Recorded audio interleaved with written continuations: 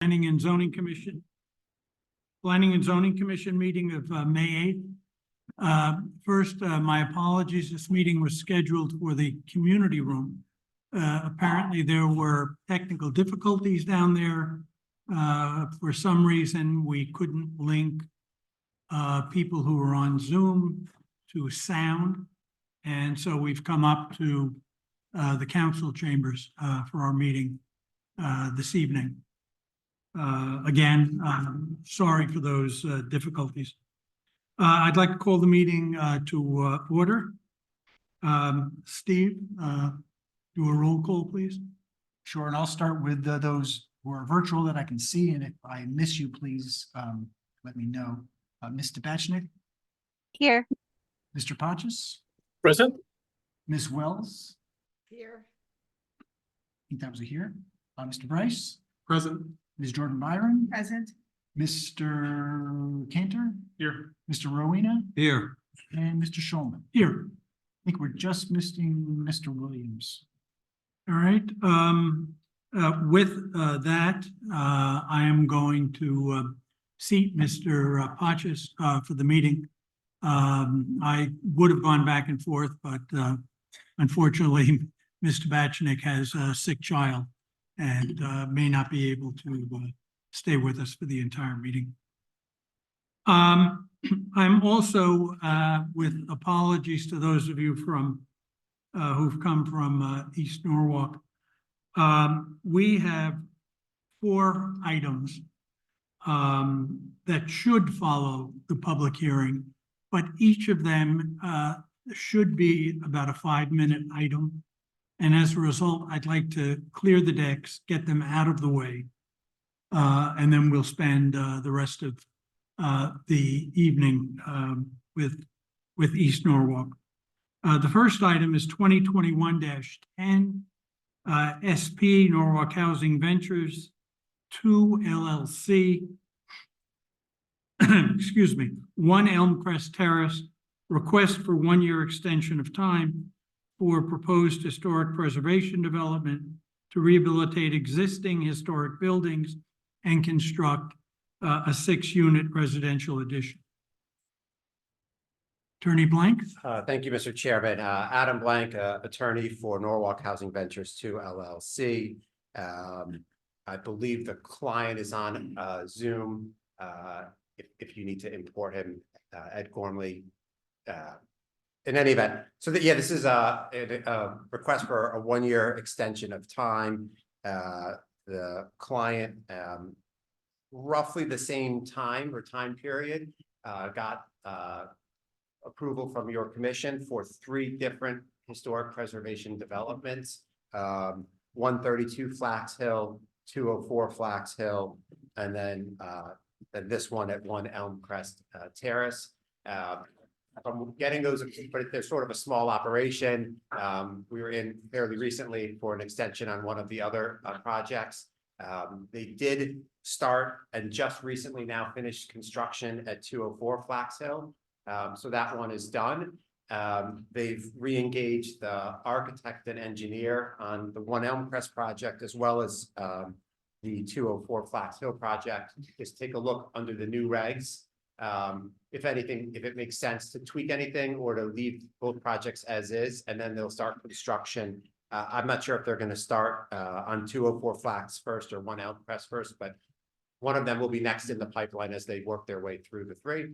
So we're requesting a 1-year extension of time. I think if you want to see, I think Brian can maybe pull up the architectural, just so you may remind some of you were on the commission when it was approved.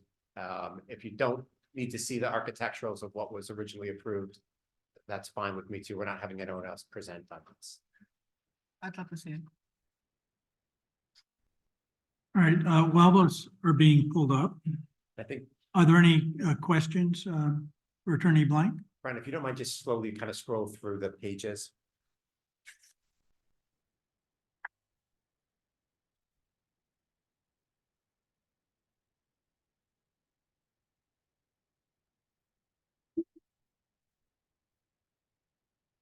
Yeah, and I'll remind the members of the commission, this is a project that we already approved They were unable to start it in as timely a way as we would have liked and as they would have liked.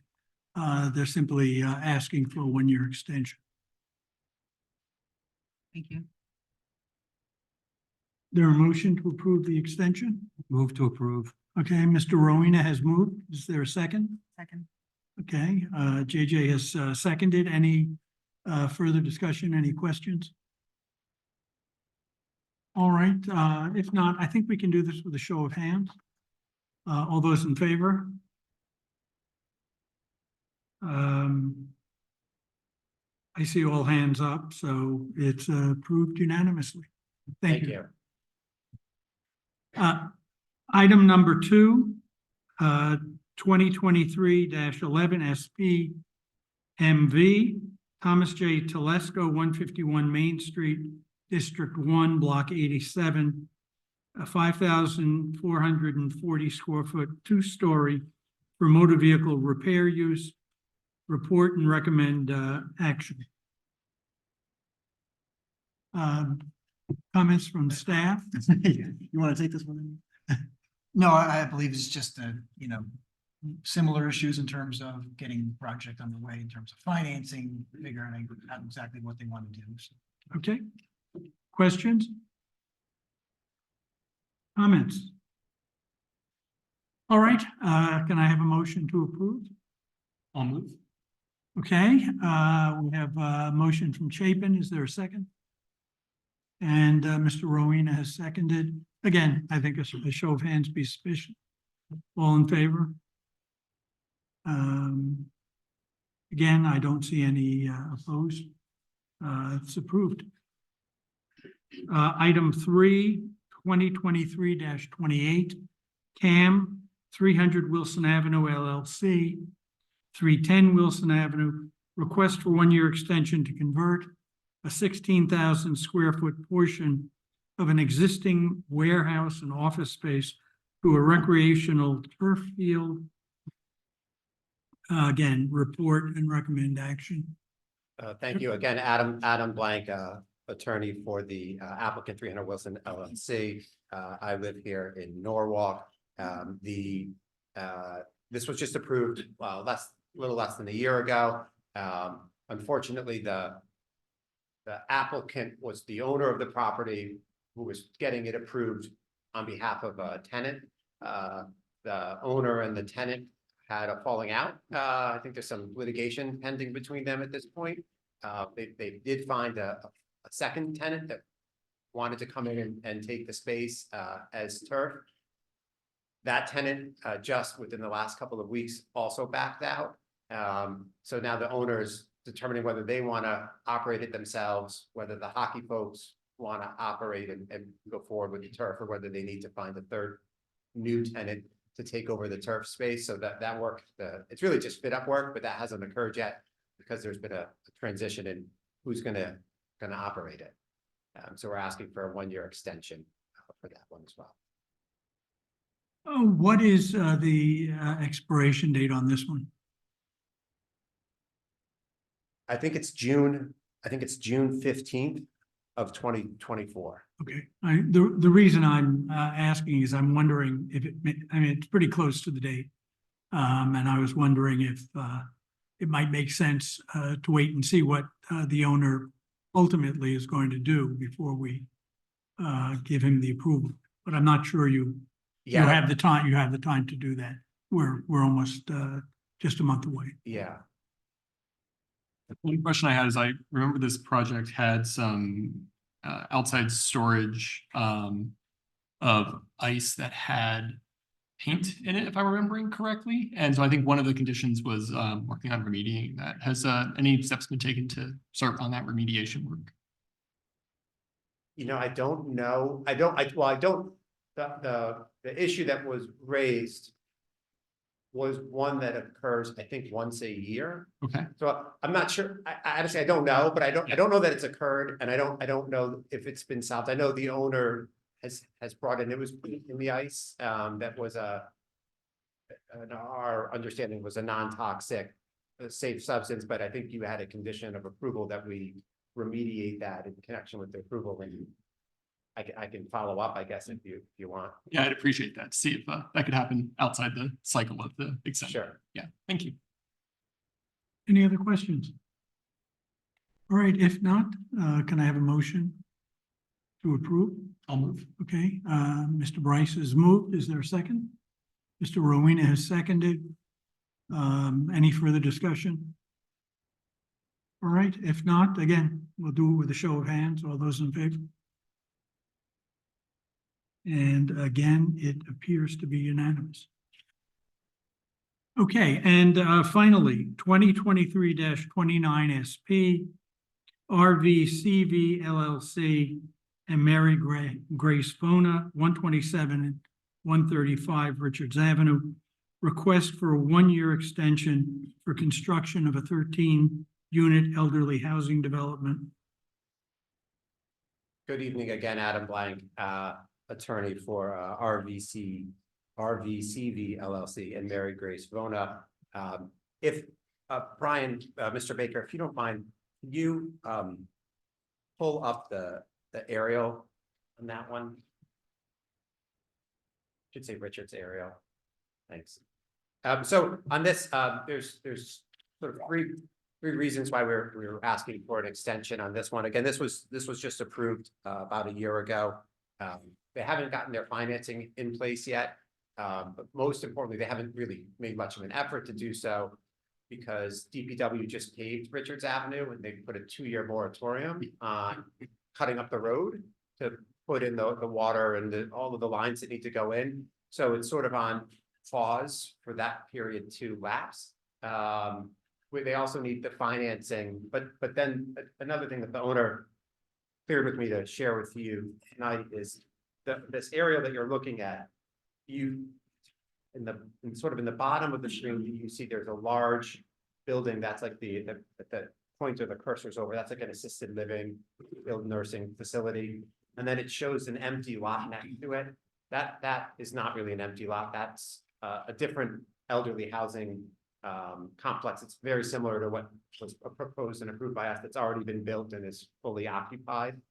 And then you'll see in blue, it's not exactly a horseshoe shape, but it's 2 parcels of land, and that's what our application was for. But which was approved. The client hopes and expects that they'll be the owner of that one parcel in the middle that was not part of this approval. And it's kind of its own, so a random house in the middle. And if we're able to close on that, which we do think is going to occur shortly, then there's a likelihood that we'll come back to you with either a minor modification or amendment to the permit to slightly modify the approved plans to incorporate that parcel, which would be nice because it will actually, then that whole side of the block will be finished and kind of cohesive. So we're asking for a year. We can't do the project anyway because of the road right now. But we're hoping to have some form of an amendment or a modification in the near future. Adam, is there sewer and water in the lot you're talking about buying? I'm sure that there is, but I don't know that line will remain. I'm not sure how they'll configure it. And what did you say what the timing on was for the moratorium on new paving? It was 2 years, and I believe that it began right around August 1st of 2023. It was like DPW said, if we got in the ground within a week of the approval, we were good. Otherwise, it was 2 years. So I haven't followed up with the DPW to get the exact end date. Do you think it would make sense to do 2-year extension time instead of just a 1 year, so you're not coming back in a year? That's fine. I mean, historically, you guys have been hesitant to give 2 years. I'm happy to take 2 years. If you want me to come back, I can come back in a year. Your choice. All right, is there a motion to approve either a 1-year extension or 2-year extension? You aren't gonna be able to do anything for 2 years, so I would say let's do a 3-year extension. Okay, we have a motion, we have a second. Is that for 2 years or 3 years? Sorry. 2 years. 2 years, okay. Just want to make sure I heard that right. Thank you. Any further discussion? All right, again, if not, with a show of hands, all those in favor? Again, unanimous. Thank you. Thank you. All right, that concludes the review and action on these applications. We'll now proceed to the public hearing. 2024-14 SPR Norwalk Center LLC, 10 Norden Place, District 3, Block 17, Lot 40, Unit A, use of plus or minus 113,500 square feet of an existing building and plus or minus 155,000 square feet of the site for a transportation maintenance terminal use. I'm going to, I'll explain how these public hearings are conducted. But before I do, I want to remind everyone that this is not a special permit. This is a site plan review. Under the requirements of site plan review, the commission has very little flexibility in terms of its administrative actions. With a special permit, we have a good deal more authority. There are many additional items that we are permitted to look at in terms of reaching a decision. Site plan review does not even require a public hearing. We are, of course, holding this one because we know that the community is very interested in this matter. I do not know how we're going to proceed this evening, but we will begin the hearing in the traditional manner, which is to allow the applicant to give a presentation on what it is they are proposing. During that presentation, commission members are free to ask any questions they wish. When that has been concluded, we will ask our transportation peer review firm to discuss the project as well. Whether we go any further than that this evening, I don't yet know. We're going to have to wait and see how long this takes to see just how many unanswered questions there may be. We are fully prepared, if necessary, to extend the meeting into our meeting, which is occurring next week on the 15th. But with that, I'll turn it over to Attorney Suchi.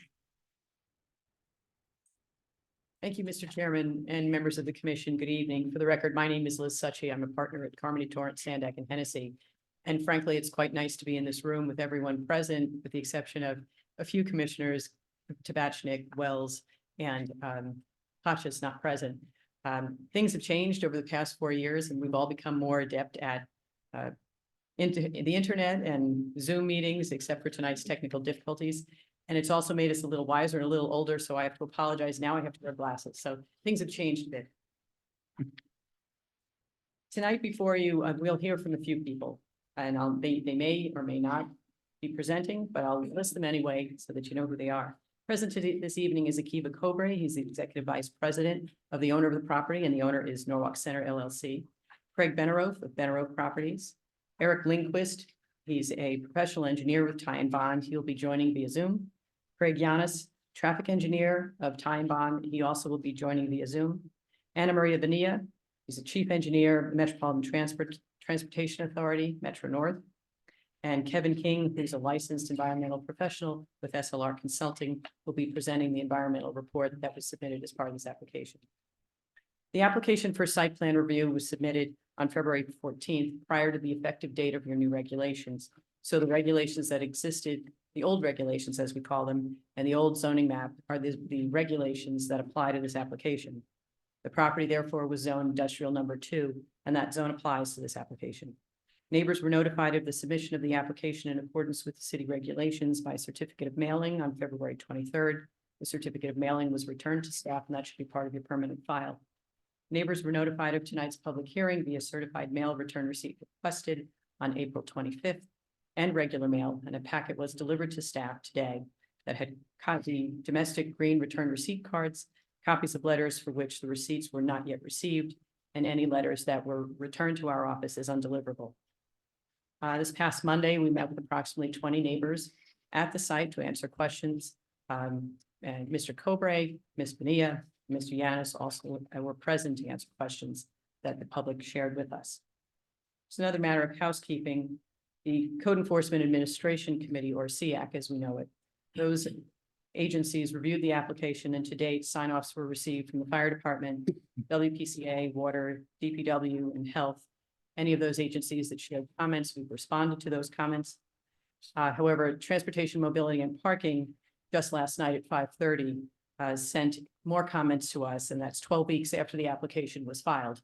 So we are not going to be able to respond to those comments tonight. We ask your indulgence to allow us to respond next week, to give us sufficient time to review the comments and thoroughly and adequately respond to them. As Mr. Chairman indicated, the property is 10 Norton Place, District 3, Block 17, Lot 40. The lot is now 33 acres plus or minus, following a subdivision approved by this commission on March 10th. That created one 3-acre lot, which is now occupied by Corville Nurseries, and a second approximately 1-acre lot that's occupied by Connecticut DOT.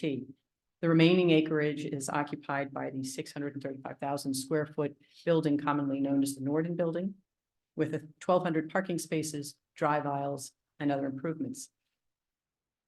While you consider this proposal and you hear the evidence and testimony from my client and our consultants, as well as neighbors and others, please keep in mind the 8 standards of review for site plan applications.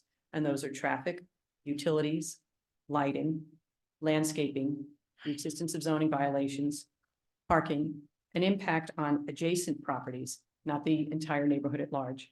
Lastly, the industrial number 2 zone for this particular use, which is a transportation maintenance facility, requires the submission of an environmental report that analyzes noise, dust, glare, vibration, ionizing radiation, and a few other areas. Our environmental report has touched upon and analyzed all of those. I think it's important for the commissioners and also for the public to have a little bit of a sense of the history of the parcel.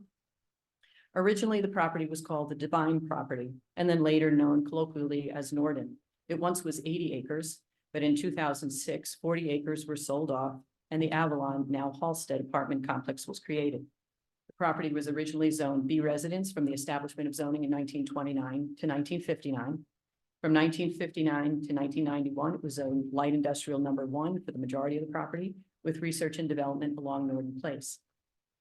In 1991, light industrial was changed to restricted industrial. And then in 2022, you will recall that you rezoned the entire property, you meaning this commission, from restricted industrial and research and development to industrial number 2. Over the years that the property was owned by, whether it was Norden, Prudential, or Fortis, or others, there have been various text amendments adopted to allow new uses, including colleges and universities. That was adopted so that Catherine Gibbs could occupy about 85,000 square feet of the building. The industrial development park concept was created. A data storage recovery center use was allowed, and that structure was constructed by the current owners. Commercial communication antennas, artist workshop, increases to maximum percentage of space for conventional office, commercial recreation, and other uses have arisen and been approved by this commission in the past. If possible, perhaps if Eric Lindquist is on, if he could share the aerial map, that would be great. And while if he's doing that, I'll keep moving forward. As you're probably aware, the property is bounded to the south by land of the state of Connecticut for the Metro North Railroad tracks. To the east, it's bounded by the Halsted apartment complex. To the north, it's bounded by an access road that connects Norden Place along the northern boundary of my client's property to the Halsted apartment complex at the eastern side of the property. And then to the west, the property is bounded by Norton Place, across the street from which is Woodfield Commons condominiums. Existing conditions on the property, as I said before, the Norton building is about 635,000 square feet. There's a 9,500 square foot test building, which is now vacant, but it was used and occupied by Northrop, Grumman and Norton. There is a 167,000 square foot data storage recovery facility with the associated parking, and that is on the eastern side of this parcel. There are more than 1,200 parking spaces in the west and east lots and along the north and south portions of the property adjacent to the building. In the 1960s, the defense contractor Norton Corporation, Northrop Grumman, and their related entities used the property for research and development, manufacturing, and as a corporate headquarters. In the mid-1980s, Norton Systems had approximately 3,600 employees working 3 shifts. The greatest shift had 3,200 employees, and that was the primary main shift. In 1999, you may recall, those of you who are familiar with the property, in connection with another project, that the Wilbur Smith Associates determined that there were 2,400 peak morning and afternoon vehicle trips associated with those employees. Over the years, some of the tenants have been Pepperidge Farm, Talk Tours, Catherine Gibbs, and others. So what is the proposal before you this evening? This is a site plan review application to allow the use and occupancy of a portion of the building and a portion of the exterior as a transportation maintenance facility to be occupied by Metro North MTA for its rails and culverts division and a few other divisions. We anticipate approximately 150 employees, and those will be engineers, managers, supervisors, and other skilled tradesmen such as carpenters, plumbers, and individuals in the welding trades. 100 of these would be brand new jobs to Norwalk. We anticipate about 15 of these employees will remain on site during the day. Some tradesmen, some administrative and other supervisory staff. Others will come to the site, park their cars, get their instructions for their jobs, then travel by MTA trucks, vans, and buses to job sites. As we mentioned to the members of the public that were gathered at the site on Monday, one of the reasons that the employees come to the site, get their jobs, and then travel in MTA vehicles is frankly, job sites can't often accommodate 30, 40, or 50 employees going to the job site. So MTA provides that transportation in either large passenger vans or buses. Most of the use would be a daytime use, Monday through Friday, 7 a.m. to 3:30, some overnight hours from 11 p.m. to 7 a.m. There would be some weekend work. That weekend work would be for the rail crews, which would be working weekends about 5 times a year, about 50 employees. Stations and facilities crew, Fridays and Sundays about twice a month with 5 to 10 employees. The bridge, culvert, and tunnel crew, twice a month with about 20 employees. There'd be about 50 to 60 overnight employees working at the site. The rail crew would be about twice a week with 50 employees, station facilities twice a week with 5 to 10 employees, and the bridge, culvert, and tunnel group about twice a week, around 15 employees. The interior that my client is proposing to lease to MTA would be about 113,000 square feet for fabrication of MTA items and warehouse storage of the ticket vending machines you see on platforms, conference rooms, offices, employee locker and break rooms, and other office and administrative space. We expect about 30% of the space will be dedicated to office and administration with about 10 to 15 employees. About 50% of that space, the 113,000, would be dedicated to storage for materials, tools, the electric ticketing machines that you see on the platforms, with the remaining 15% of the space would be dedicated to that fabrication shop area where the tradesmen would work in carpentry, plumbing, tinsmithing, and similar trades. The exterior, we're proposing to use about 3.5 acres on the far eastern side of the property, and that would be that parking area between the existing Norton building and the data center that exists. And if the approvals are granted, that would be used to store materials such as wood railroad ties, tie plates, lag bolts, corrugated plastic pipe, steel pipe, and other materials. There's far more than enough parking on the site that if those parking spaces are about 270 come out of the total resource for parking, there's more than 900 spaces available for future use of the building. We would continue to use the parking spaces that exist on the southern side of the building and on the eastern side of the building for employees and for some of the vehicles that I mentioned before, transport employees to job sites. We propose to increase the landscaping along the access way on the northern side of the property so that the parking lot, which would store materials, would have a better visual screening for those residents who live in Halsted Apartments and also those employees of the data center. We propose absolutely no changes to site lighting, so what is there today will exist after this matter is approved, if you deem it appropriate to approve it. And there's been a question about, is there a fueling station? There would be no fueling station on the site. That's a basic overview of the site plan application that's before you. I would like at this point for Eric Lindquist to come on via Zoom to walk you through the site plan. He'd be followed by Craig Yanis, our traffic engineer, and lastly, Kevin King to give you some information about the environmental analysis. Should you have any questions for me or for any of the individuals, please feel free to ask at any time. Anna Bonilla is present from NTA if you have further questions about the operation, as is Akiva Cobre, representative of the owner. So thank you for your time, and we look forward to your questions and comments from the public. Good evening. For the record, my name is Eric Lindquist. I'm a senior project manager with Ty & Bond and a licensed engineer in the state of Connecticut. So I'm just going to give you a brief rundown of the site. From a site perspective, it's pretty straightforward, as well as go through a few of the comments that have come up through various peer reviews and just kind of walk you through some of those comments. So as you can see on the screen right now, this is an overall site plan for the... Mr. Lindquist, do you mind zooming in a bit? Oh, yeah, sure. Ryan, can we raise the volume too? Can we raise the speaker volume at all? Huh? I'll check with James. Thank you, Mr. Lindquist. All right, you all set? All right, so as you can see on the screen, the area shaded in the grayish tone is the 10 Norton Place parcel. And the area of work being done is kind of boxed off here with the dashed line. So this is the area that MTA will be operating in. So it's only the southeastern corner of the site. The goal is not to change any impervious coverage out there. There's going to be a slight change in impervious coverage, but it's to maintain most of the impervious coverage to this area and just reallocate the use from, in this area, from standard parking spaces to material storage areas that Liz just went through in her presentation. This area over here will be more for the MTA maintenance vehicles that will be stored there overnight or used for their operating vehicles. And as you can see through here, this would be the main thoroughfare that the vehicles would route through and service all of these areas. Fairly straightforward. We're not planning on changing grading really. The only area that we talked about where the impervious area will change is right in this area where we're adding a bit more storage. It's a grassed area, but it's pretty hard pan stuff. It's I don't have any photos of it, but it's not in the greatest of shape.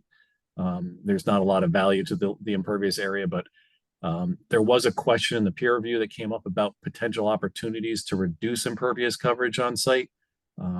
For various reasons, that's kind of problematic. One of which is this area is acting as a cap for the environmental conditions on site. We could do something with a liner that was provided in these drainage areas off in the parking fields to the west or the east rather. Essentially, that was a filter media that was wrapped in a liner that was provided for stormwater quality of the parking area. There are opportunities to look at doing that, but unfortunately, the only areas that we could do that are in these hatched areas right here. And if I go to the grading plan, you can see that these are actually the high points. That those areas are kind of here and over here, and that's a ridge line. So you wouldn't be able to really drain anything to those areas, so they wouldn't be operating with the intention of what we'd want them to do. So the reduction of impervious area really isn't an option for us in this area, given several site constraints and the drainage implications that I just mentioned. Having said that, we are providing water quality on the site. I'll go to the drainage plan and show you that. So the fact that we're converting this area here that has some small trees in it to paved impervious area, we are providing subsurface water quality wrapped in a liner to meet the water quality volume for the site and attenuate peak flows from the site. So that was provided here. Essentially, this would be a water quality structure, a hydrodynamic separator. It's an inlet water quality structure that separates your oils and grits and things of that nature prior to going into the filtration media and through this subsurface system. That has been sized to meet the water quality requirements for the area we're changing here. So there is a net positive improvement to water quality leaving the site. Other than that, Liz had mentioned in her discussion, we are providing, if I can get to that, I think it's the last slide. Come on, what are you thinking?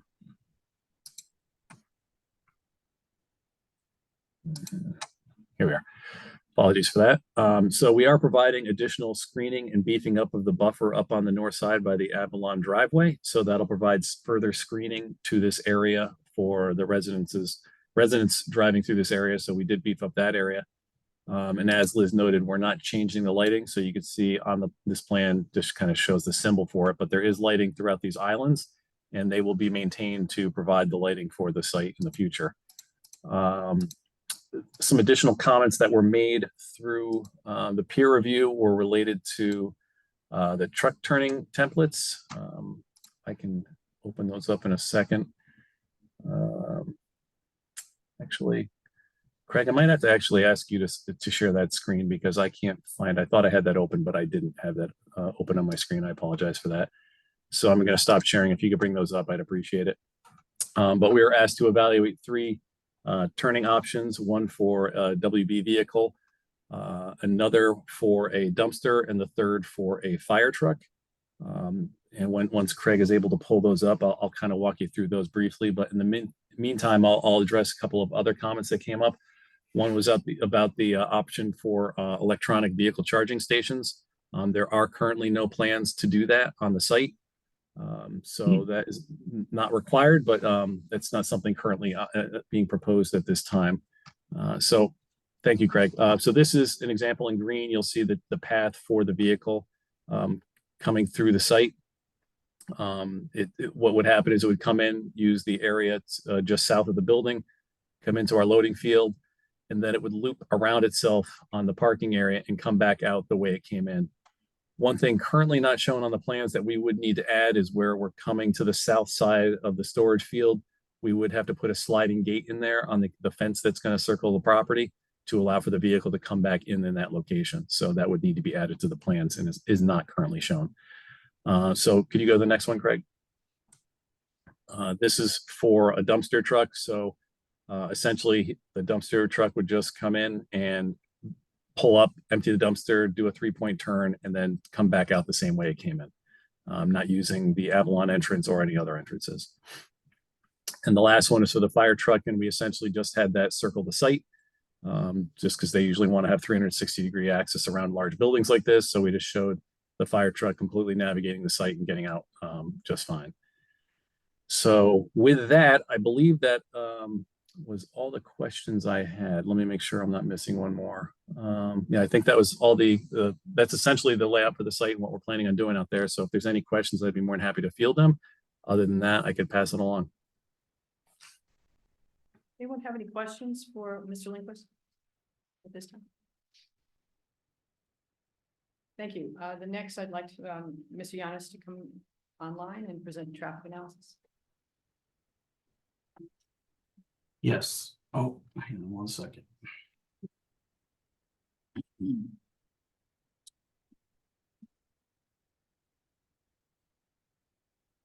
There we go. Yeah, for the record, Craig Yanis, a project manager at Ty and Bond. I'm a professional engineer in the state of Connecticut, a professional traffic operations engineer, and a roadway safety professional, level 1. I'm going to go through an overview of the comprehensive and industry standard traffic study that we prepared for the proposed development, along with additional information that we have provided in our 3 supplemental packages. As Liz summarized earlier, our analyses and packages have been prepared based on conversations with planning and zoning, transportation, mobility, and parking, and their peer reviewer, AKRF. We actually recently received approval of the analyses from AKRF yesterday, and I know that they're going to speak today, so I'll leave it at that. As another administrative note, the project has been submitted to the Office of the State Traffic Administration, and they have concurred with our traffic analyses, and they're awaiting the completion of this planning and zoning and local traffic authority process to render their decision. So moving to the presentation, first we have the site location and the study area, which you kind of already have gotten an overview of. But in terms of the traffic study area, We're including the 3 adjacent signalized intersections, one at Strawberry Hill at Beacon, Strawberry Hill at Norden Place, and then Triangle Street at Winfield Street, which is State Route 136. We're also including the unsignalized intersection, stop sign control, on Fitch Street at Strawberry Hill Avenue, as well as the 2 main access points for this particular site up to the north on Norden Place, and then the central driveway in the center, here.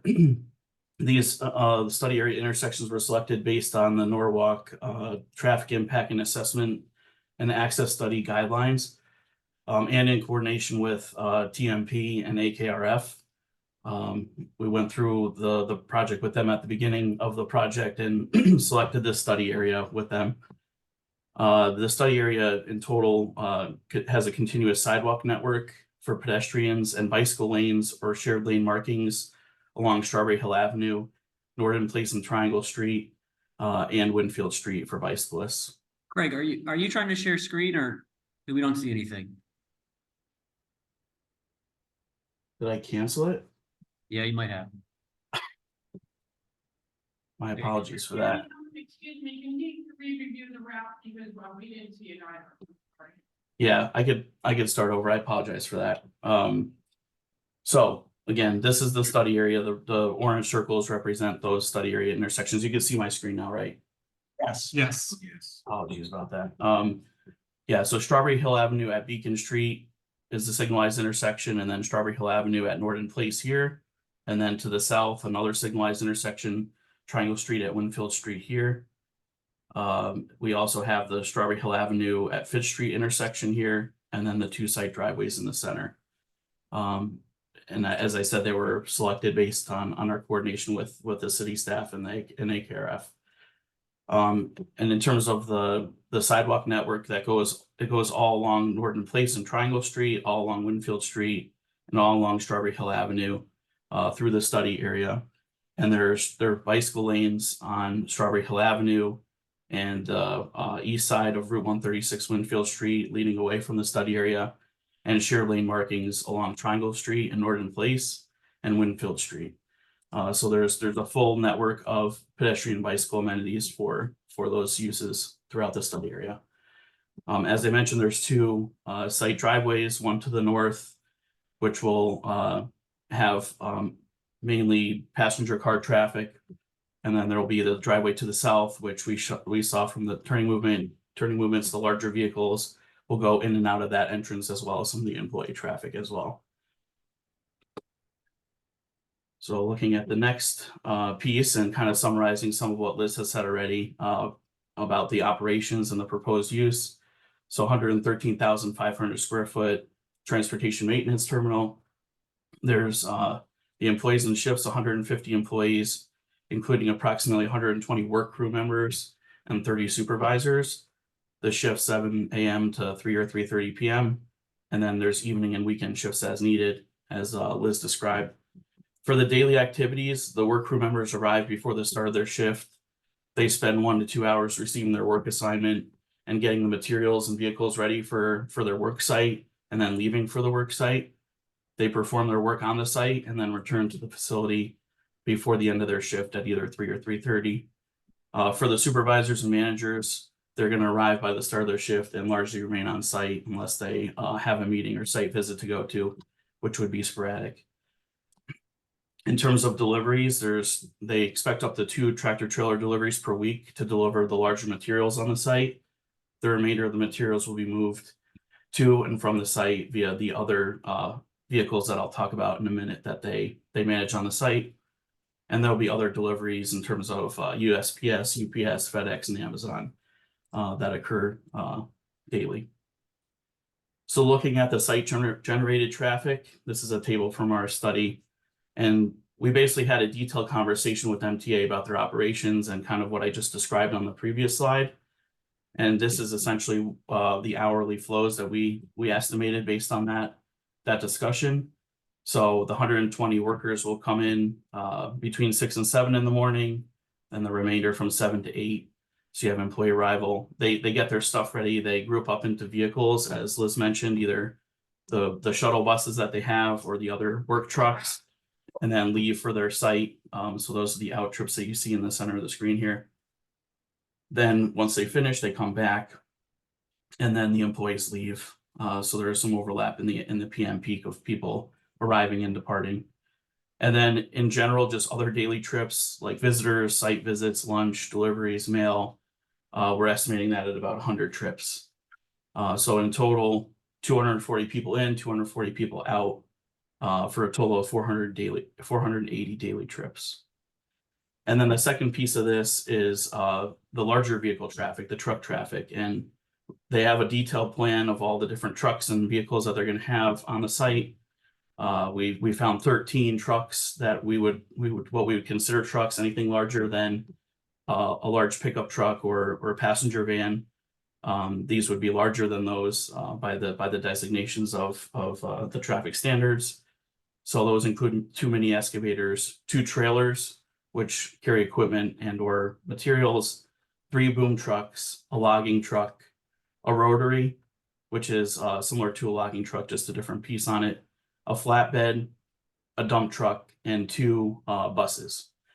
So those are kind of the vehicles that will remain on site for the most part on a daily basis, and then the workers will be able to use those for their work. One thing to note, like this says here, typical maximum daily traffic.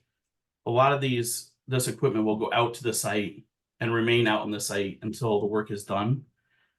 So however long that duration is, it could be a couple days, weeks, months.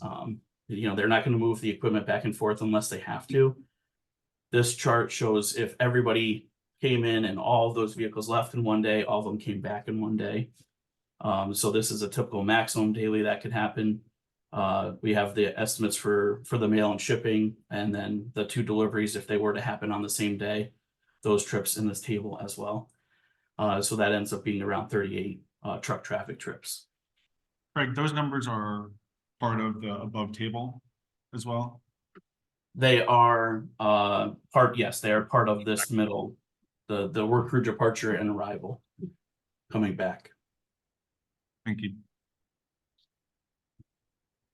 And then to benchmark this data, because this is based on the operations plan, which we have a pretty good idea of what's going to happen, but to kind of benchmark it against the standard, we compared it to various ITE data sources, the trip generation manual that we use very often in traffic engineering. So we looked at manufacturing, light industrial, and warehouse as having some similar characteristics to this. And this table shows that comparison of a manufacturing facility, which was kind of the maximum amount of traffic we found from those uses we looked at in ITE versus what the operations plan showed to us. And you'll see that the proposed use has less traffic than what is estimated in those ITE values. And basically, because we wanted to make sure we had a conservative analysis, we utilized this data at the top here, the ITE data, 80 AM trips, 40 or so midday trips, and 85 PM trips, afternoon trips, as part of our analysis to be conservative. Craig, if I were a resident of this area and cynical, I would ask, how can you assure me that these numbers will hold, that they won't grow, and begin to overwhelm the community?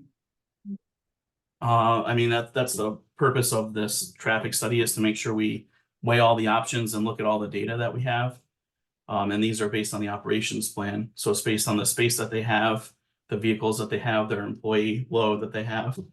If any of those change, it may change. But we're purposely being conservative by essentially doubling the peak hour traffic that we're analyzing, and making sure that we also have growth within the model to get any background traffic growth. So that's how we would account for that. And then I'll get to it later, but we also would be happy to do a follow-up traffic study on this, and something that also TMP mentioned in their comments. So that would be another way to protect against a higher trip rate than what we show here. Thank you. So now looking at the different routes that they could take, and particularly this graphic is the larger vehicle or truck access. Now, I want to clarify something that I heard quite a bit in some of the comments that have been circulating around. These aren't designated truck routes. They're just potential routes that the larger vehicles can travel because these roadways have a functional class and designed for truck traffic. They carry existing large vehicle traffic today. They'll continue to do that in the future. And so these are potential options that can be used to get to and from the site in a large vehicle as well as in passenger cars. So the most direct and preferential route, primary route, is shown in green. So it goes north on Norden, left onto Strawberry Hill Avenue, and then to Fitch and East Avenue to access I-95. All trucks expected to be regularly accessing the site can be accommodated along this route.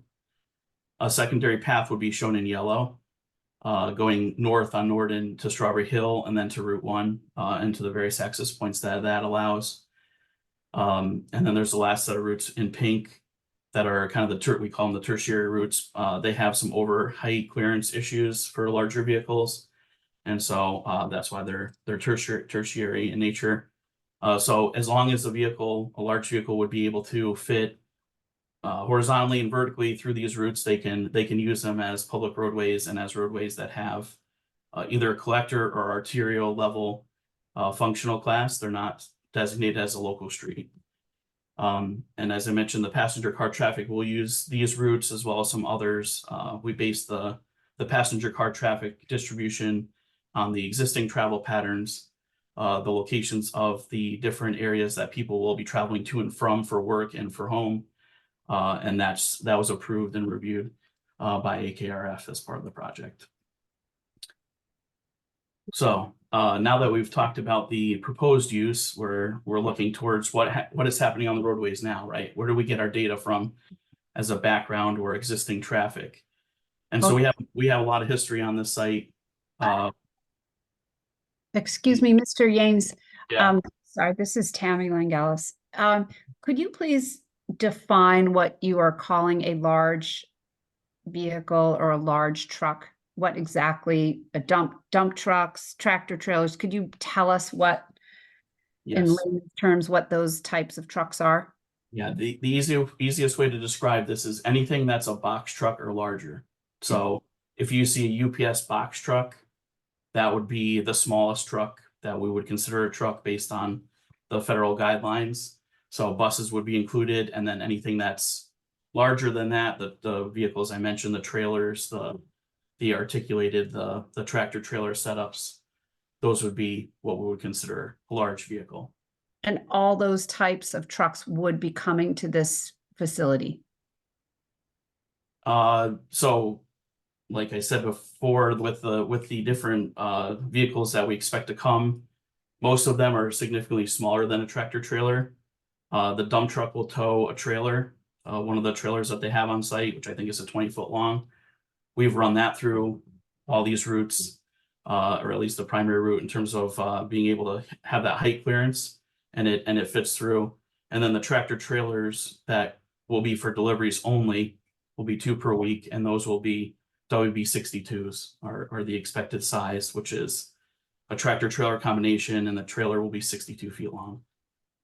And I apologize if you said this earlier, I wasn't able to get to the meeting at the very start. Is the predominant vehicle type construction type equipment, dump trucks of that nature? So the predominant traffic will be passenger vehicles. So passenger vans, pickup trucks, and employee vehicles. So they have the smaller trucks, the work trucks, that are like pickup trucks that can ride on the rails. Those will be there. And that'll be the vast majority, kind of the way you can see the distribution here. You have 480 daily trips, but if every truck left and came back in the same day, that would only be 38. So it'd be significantly not truck traffic. Thank you. Okay. So going to the traffic volumes and the peak hours that we utilize, so we We obviously have a lot of history with this site. We worked on the Avalon at the time, the data center, various applications here over the years. So we looked through multiple sets of volume data traffic volume data in order to do our analysis dating back to May 2016 through COVID. There's a daily traffic program that DOT does every 3 years here. They have data from 2008 to 2023. And then we did traffic counts in February and March of 2024, which we're using as the basis of the analysis and kind of frameworked and reviewed with all the different versions of the data that we have over the years. And we are analyzing the weekday morning, the weekday midday, and the weekday afternoon peak hours. And we coordinated that with both TMP and the peer reviewer AKRF. And we've also conservatively assumed that the MTA peak traffic and the local roadway traffic occur at the same time. So as I mentioned on that other slide there, where we're going to use the ITE data, we're taking that 80 trips and adding it to the peak of the roadway, even though we believe that the peak hours of the proposed use will be outside of those hours purposely. So now I'll show a little bit more about that on the next slide. The data also includes information on vehicle counts, bicycle counts, pedestrian counts, and vehicle classification, meaning what's a car versus what's a truck. And I'll show a little more data in these next 2 slides. So this traffic volumes and peak hour slide here table shows the hourly traffic volume that we took in blue on Strawberry Hill Avenue, just south of Norden Place, and in orange on Norden Place, south of the North Site driveway. So you can see the patterns throughout the day, and you can see the peak hours that occur. The AM peak hour from 7 to 8, the PM peak hour from 4 to 5 p.m. And the midday, we were asked to do the midday analysis by the city. You can see that the traffic kind of builds throughout the day. And so that real maximum is the PM peak hour. And we're again overlapping the peak hour of our traffic at the same time.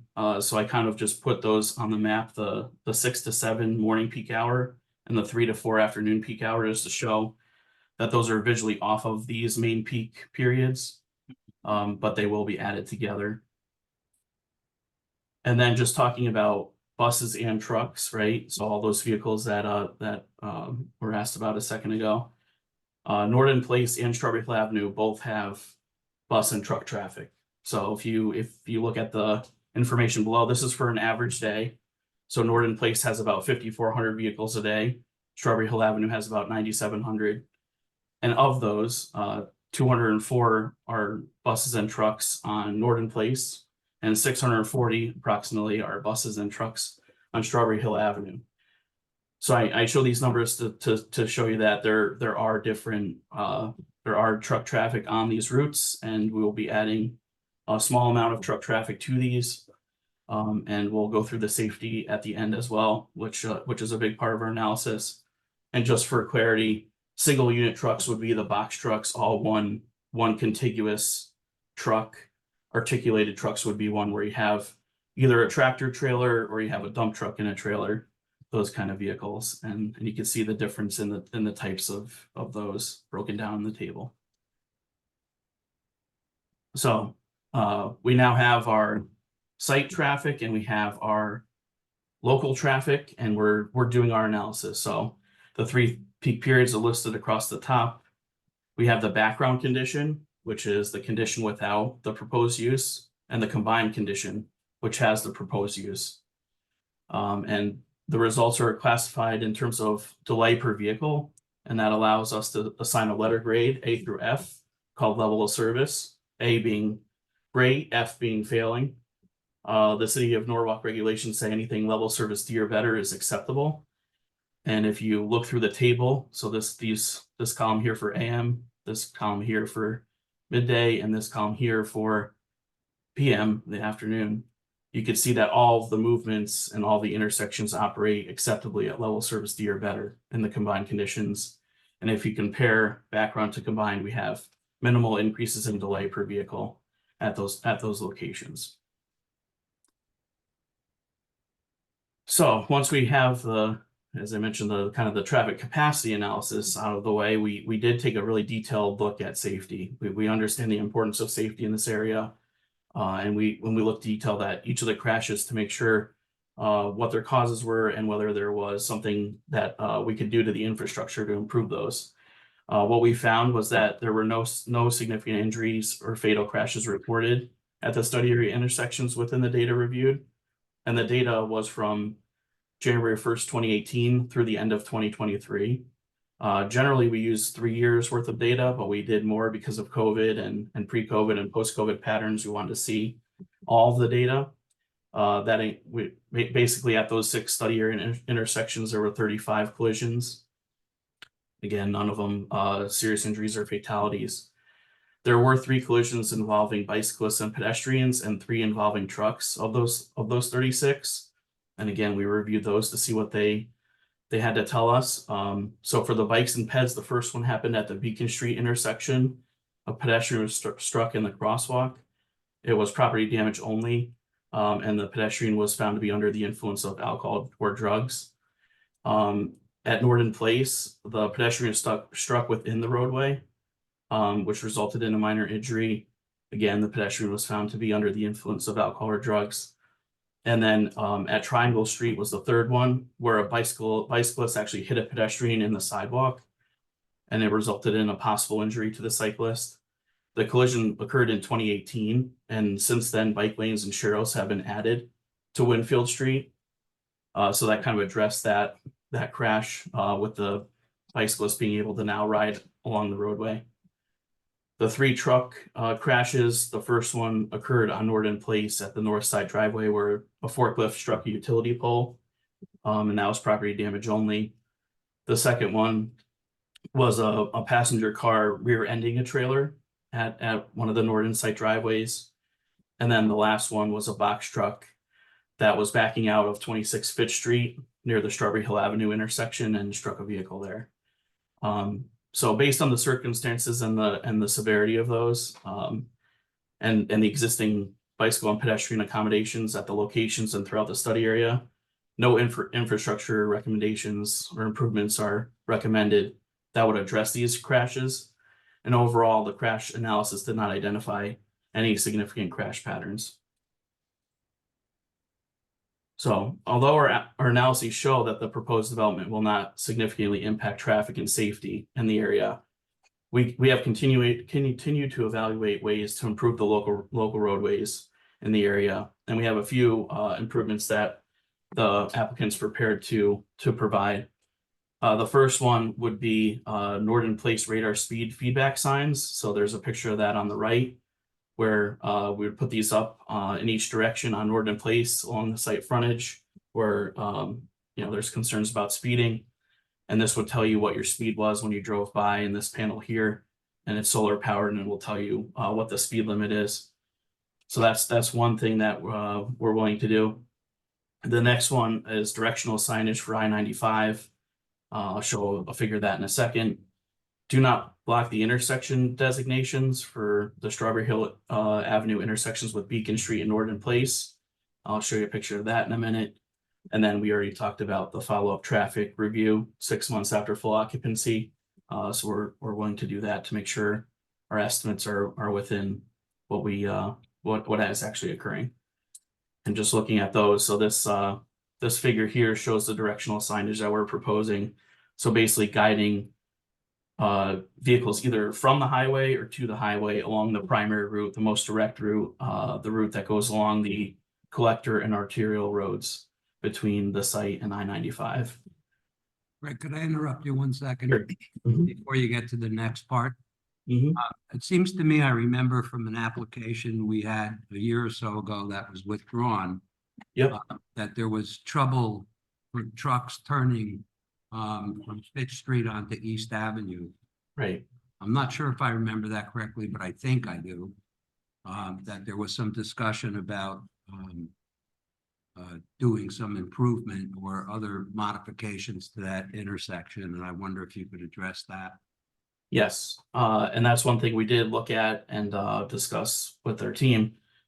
So the East Avenue corridor from the ramps down to Fitch Street and basically the railroad tracks is being improved under a city and state project, and they're widening out the street to 4 lanes. And so we took a look at that design, and based on our expected traffic for this use, we can make the turns at that location. And again, it's based on the expected daily traffic to this site. The previous site was a different use with larger vehicles, the largest of the tractor trailers you could have on the road. As I mentioned before, these are smaller dump truck trailer type outfits that turn a lot more swiftly than those largest tractor trailer vehicles. But you did say that there was gonna be 2 tractor trailers, I think, a day, right? Two per week, and they're the smaller. They're not the WB67s. They're WB62s. So they're a little bit smaller. They're kind of the standard tractor trailers that you'd see. And anything oversized above that, just in general, oversized vehicles, if there's something big that needs to come to the site, that would have to be done specially through a permit or some kind of flagging situation. But we don't expect that to be the case here. We expect it to be the WB62s and smaller.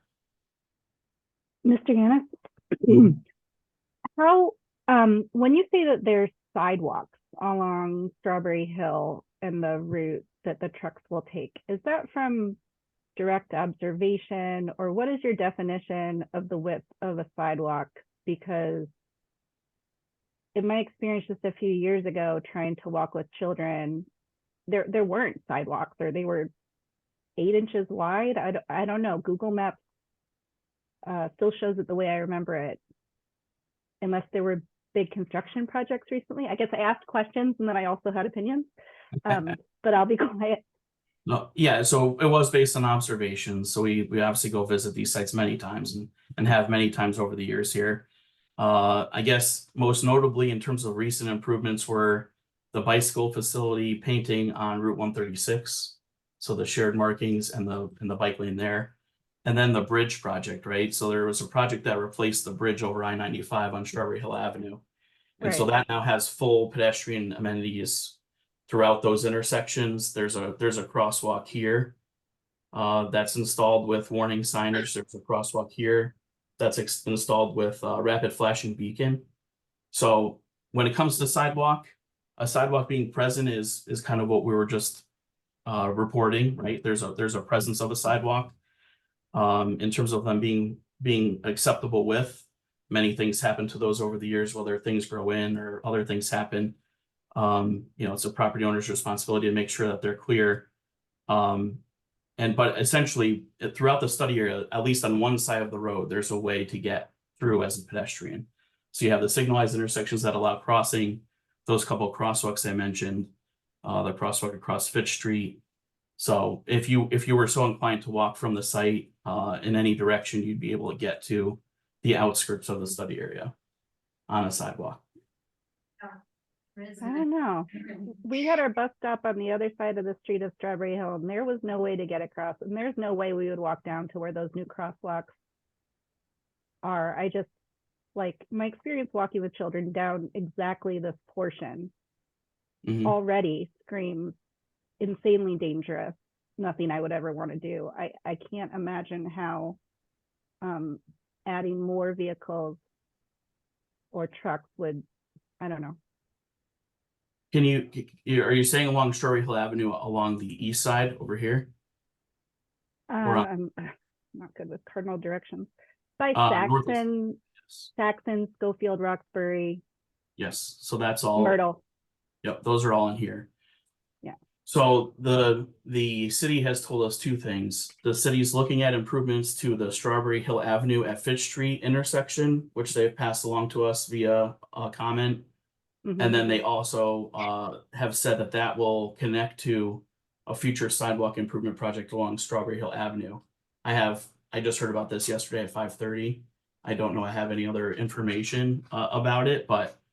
And is this changed site plan, is this changed use not going to happen until these improvements are made, including the turning on East Avenue and the widening, all those things? Is that all happening first?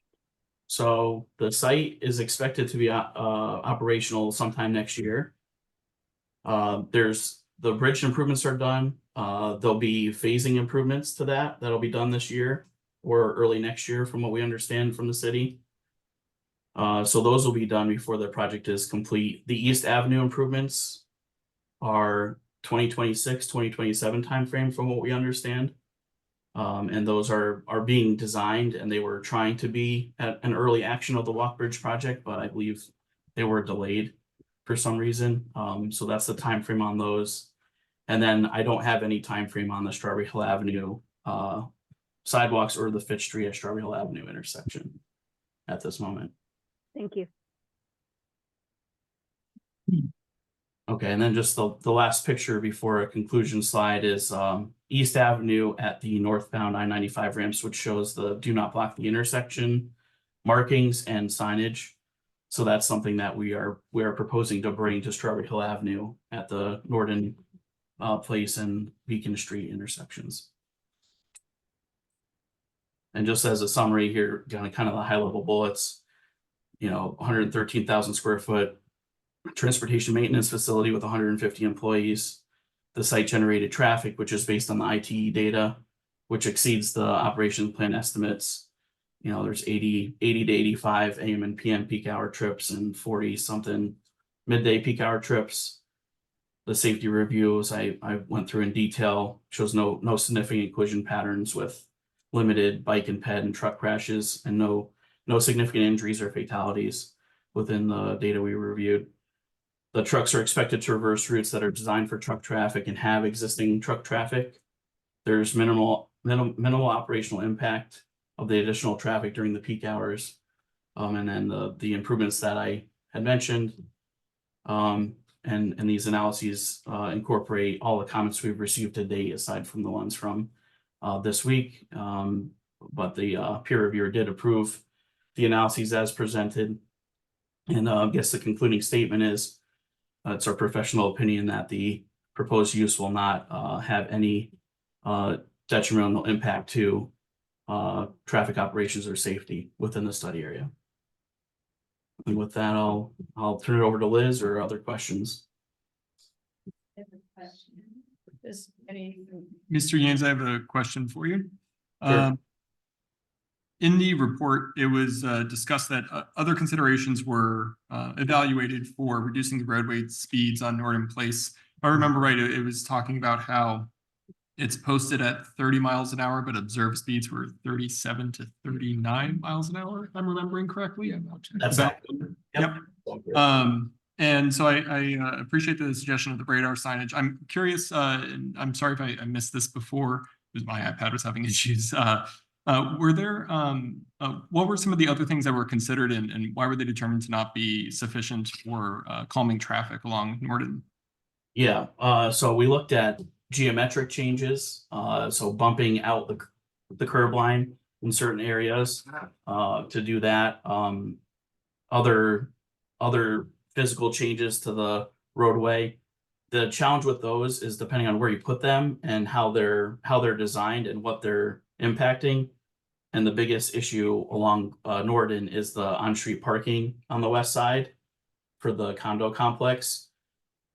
Virtually anything that we do would impact some of that parking in some way, whether it was a bike lane, if we had to put it in, or if we put these bump outs in, we'd have to lose parking at the intersection, because generally you do these bump outs at intersections.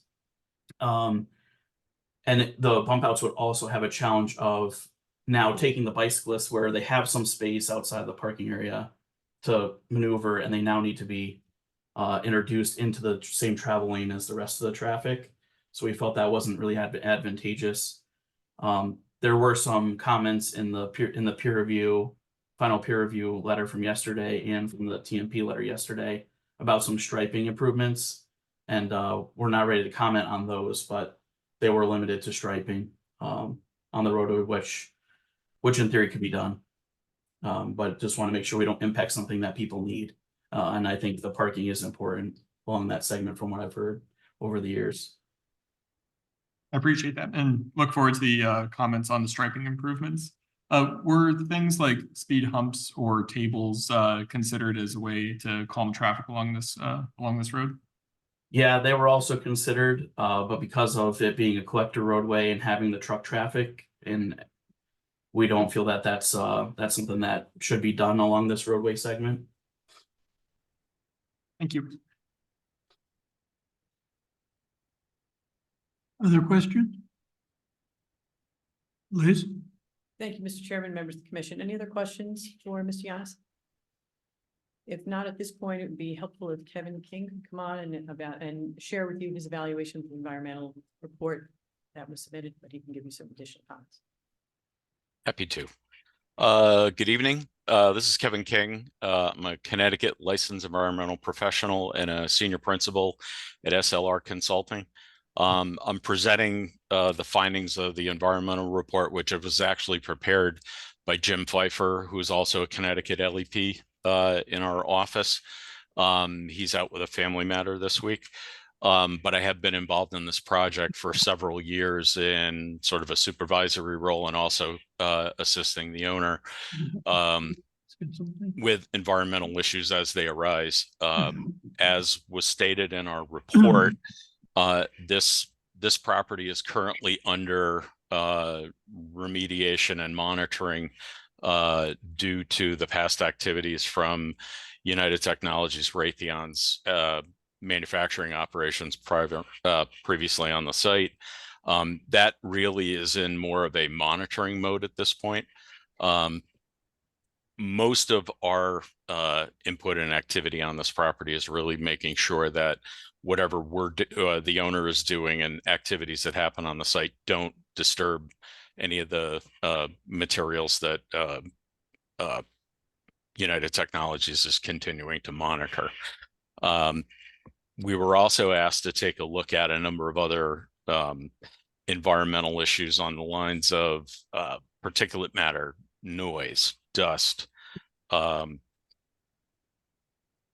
fumes, odor, ionizing radiation, vibration, heat, and other waste. It's really easy to summarize most of the responses to those items, knowing that most of the activity on the site is either truck traffic, parking, or the storage of materials. We have looked at what's being stored and what's being done as far as those trips in and out. And in essence, we really don't see that there are much, if any, impacts on the environmental front. It's really mostly related to just the traffic. This is not a manufacturing operation. We did understand that there were going to be, and Attorney Suchi mentioned it, there would be some trades and some activities that would be more on the fabrication side or maybe the welding trades. Those activities are going to be conducted inside the building. So there's really limited to no environmental impacts that would arise from those activities. And that's really in essence what our findings were.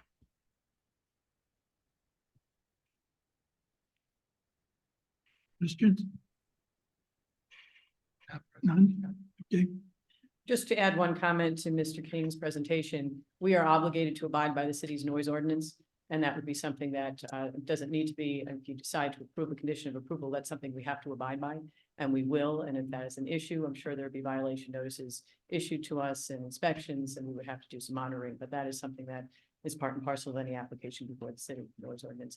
As far as some comments relative to speeding on Norton Place, we certainly would be happy to discuss that with Police Chief Walsh or Deputy Police Chief Lepore, and share with them some of the comments that the neighbors shared with us. And if that's something that's appropriate, necessary, of course, my client would be happy to do. At this point, that concludes our presentation right now. However, if you have any questions or you'd like to hear from MTA Metro North, or if you have any questions or would like to hear from Mr. Cobre, we're happy to answer anything that you might want of us.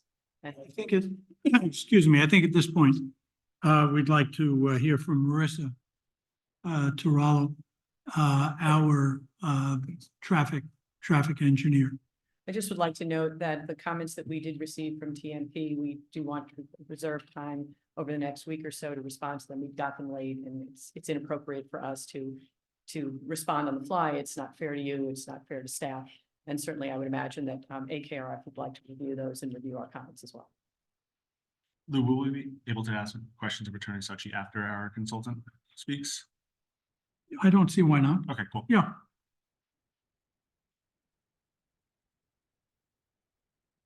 Marissa, Hi, yes, can you hear me okay?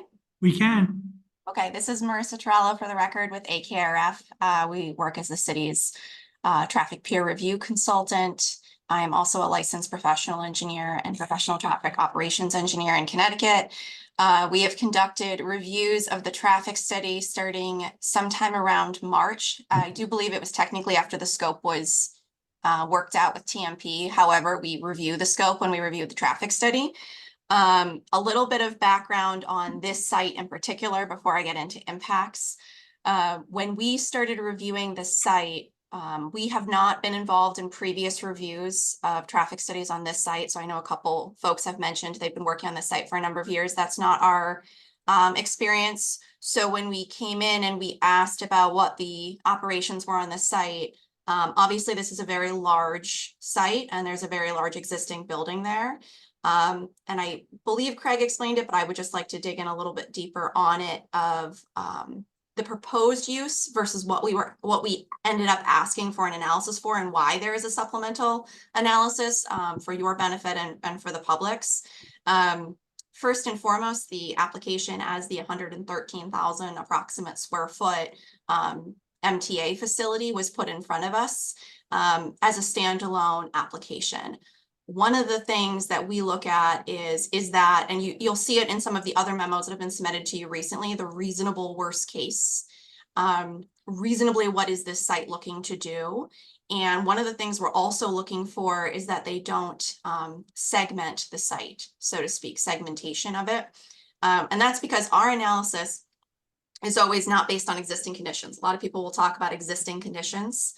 Then there's the no build, the no action condition. So in this particular case, the site is being built in 2025.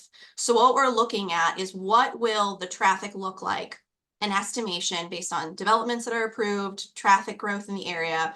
What will the site look like at 2025 without this development? And then what will the site look like in 2025 with this development?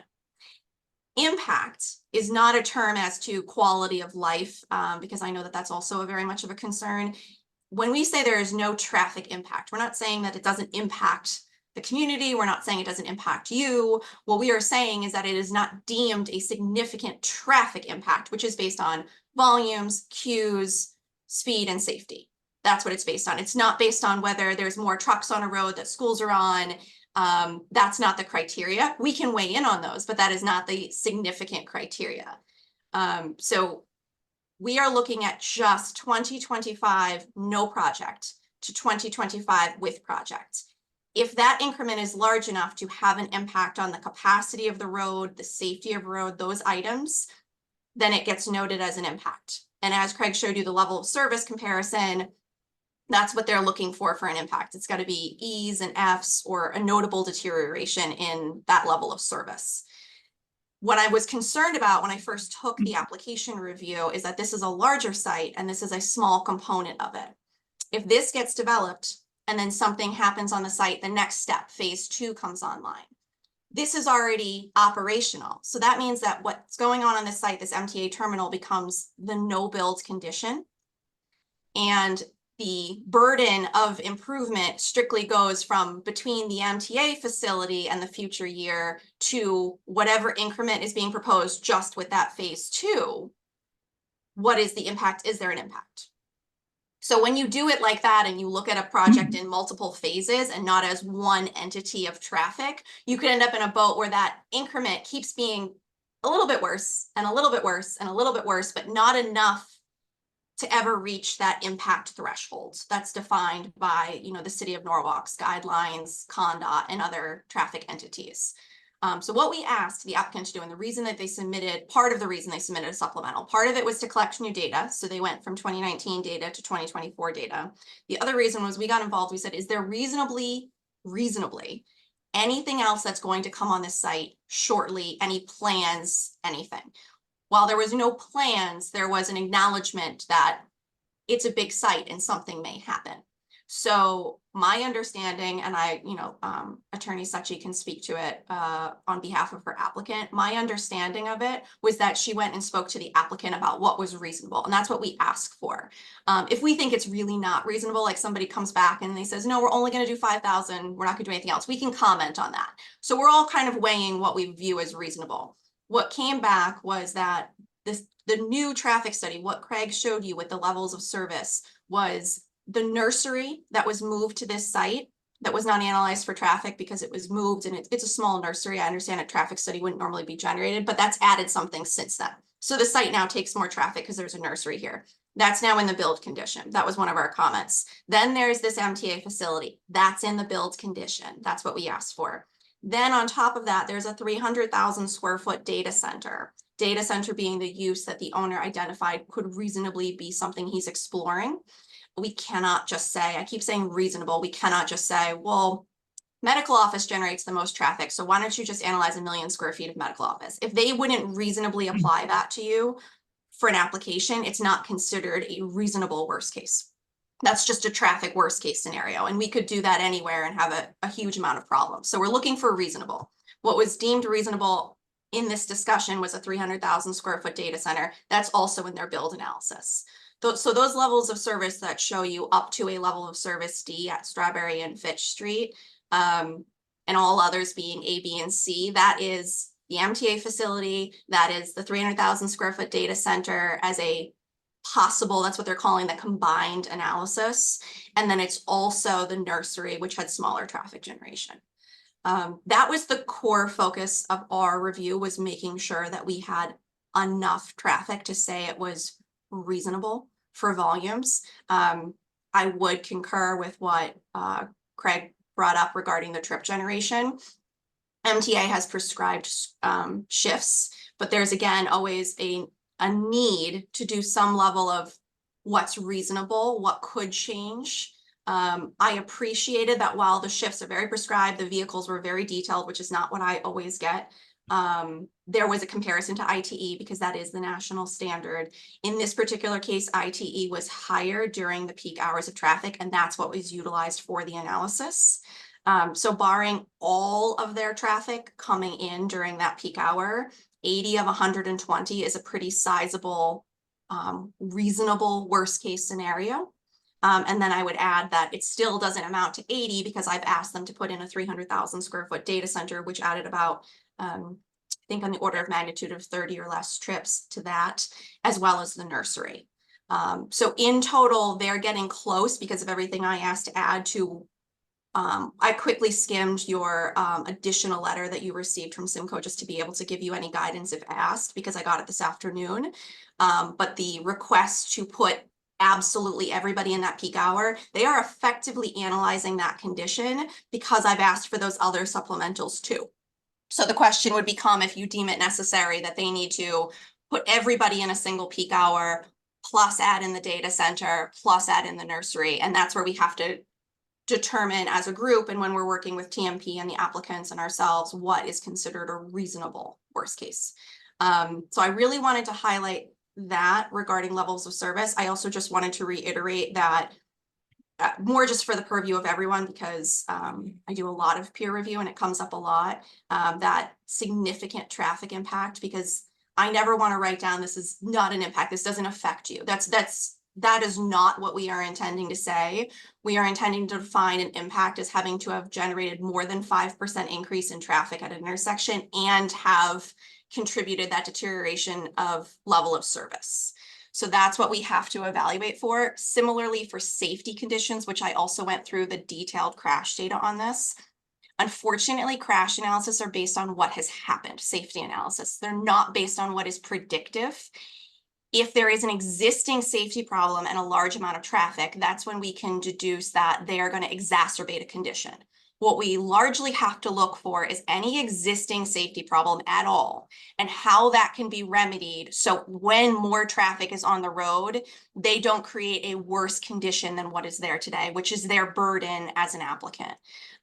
So for safety analysis, the trends are very small in actual specific intersections, very high in rear end collisions, just crashes that are particularly difficult to mitigate. They're caused by congestion. They don't rise to the level of, we're looking for a trend, basically. So if I get 10 angled collisions at an intersection, I can confidently say that's a trend and we need to address it. I looked for trends in this crash analysis, and as Craig mentioned, it is over 6 years because we can't really use 2020 at least, if not also 2021. We'll look at it, especially if there was a problem during COVID, but we won't give that credence if there's no crashes in 2020 because no one was on the road. So it's just an extra data point for us. But over 6 years, there is not enough pattern to necessitate a specific improvement. So regarding safety, our primary concern is the existing speeding that's on Norden Road that I believe was already brought up tonight. Our professional opinion is that the wide lanes and the constant change in cross section along Norden Place, in that when I say constant change in cross section, you'll have a wide lane, you have the bike shared symbol, that Sharrow symbol on the ground, then a turning pocket will pop up, then it'll go back to a wide lane, then parking will show up, then it'll go to a turning lane. When that unpredictability exists, it creates opportunities for drivers to be confused. And then the wide lanes, we all know historically contribute to speeding. If I have a 10-foot lane and I have to stay within that 10-foot lane, it's far harder to go 45 or 50 miles per hour around a corner than if I have a 20-foot give to get around. So in some cases, these lanes are up to, on a quick measurement, approximately 19 feet. It's definitely more than we would like to see. It is shared with a bike facility, which is what's noted by the applicant, but you don't necessarily need 19 feet to share with a bike.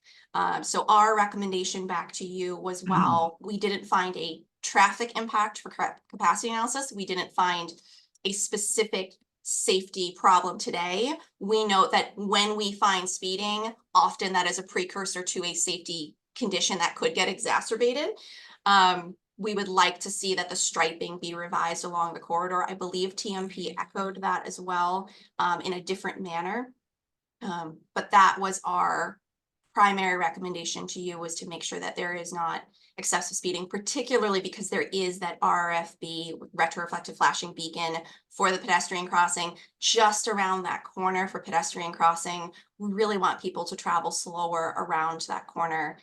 Certainly large trucks cannot drive at that same speed, but as Craig mentioned, the predominant vehicle here isn't going to be large trucks. There will be some. They're not the ones I'm concerned about speeding. I'm concerned about the number of passenger vehicles that will be on this road, adding to the pedestrian crossing the street in a speeding condition.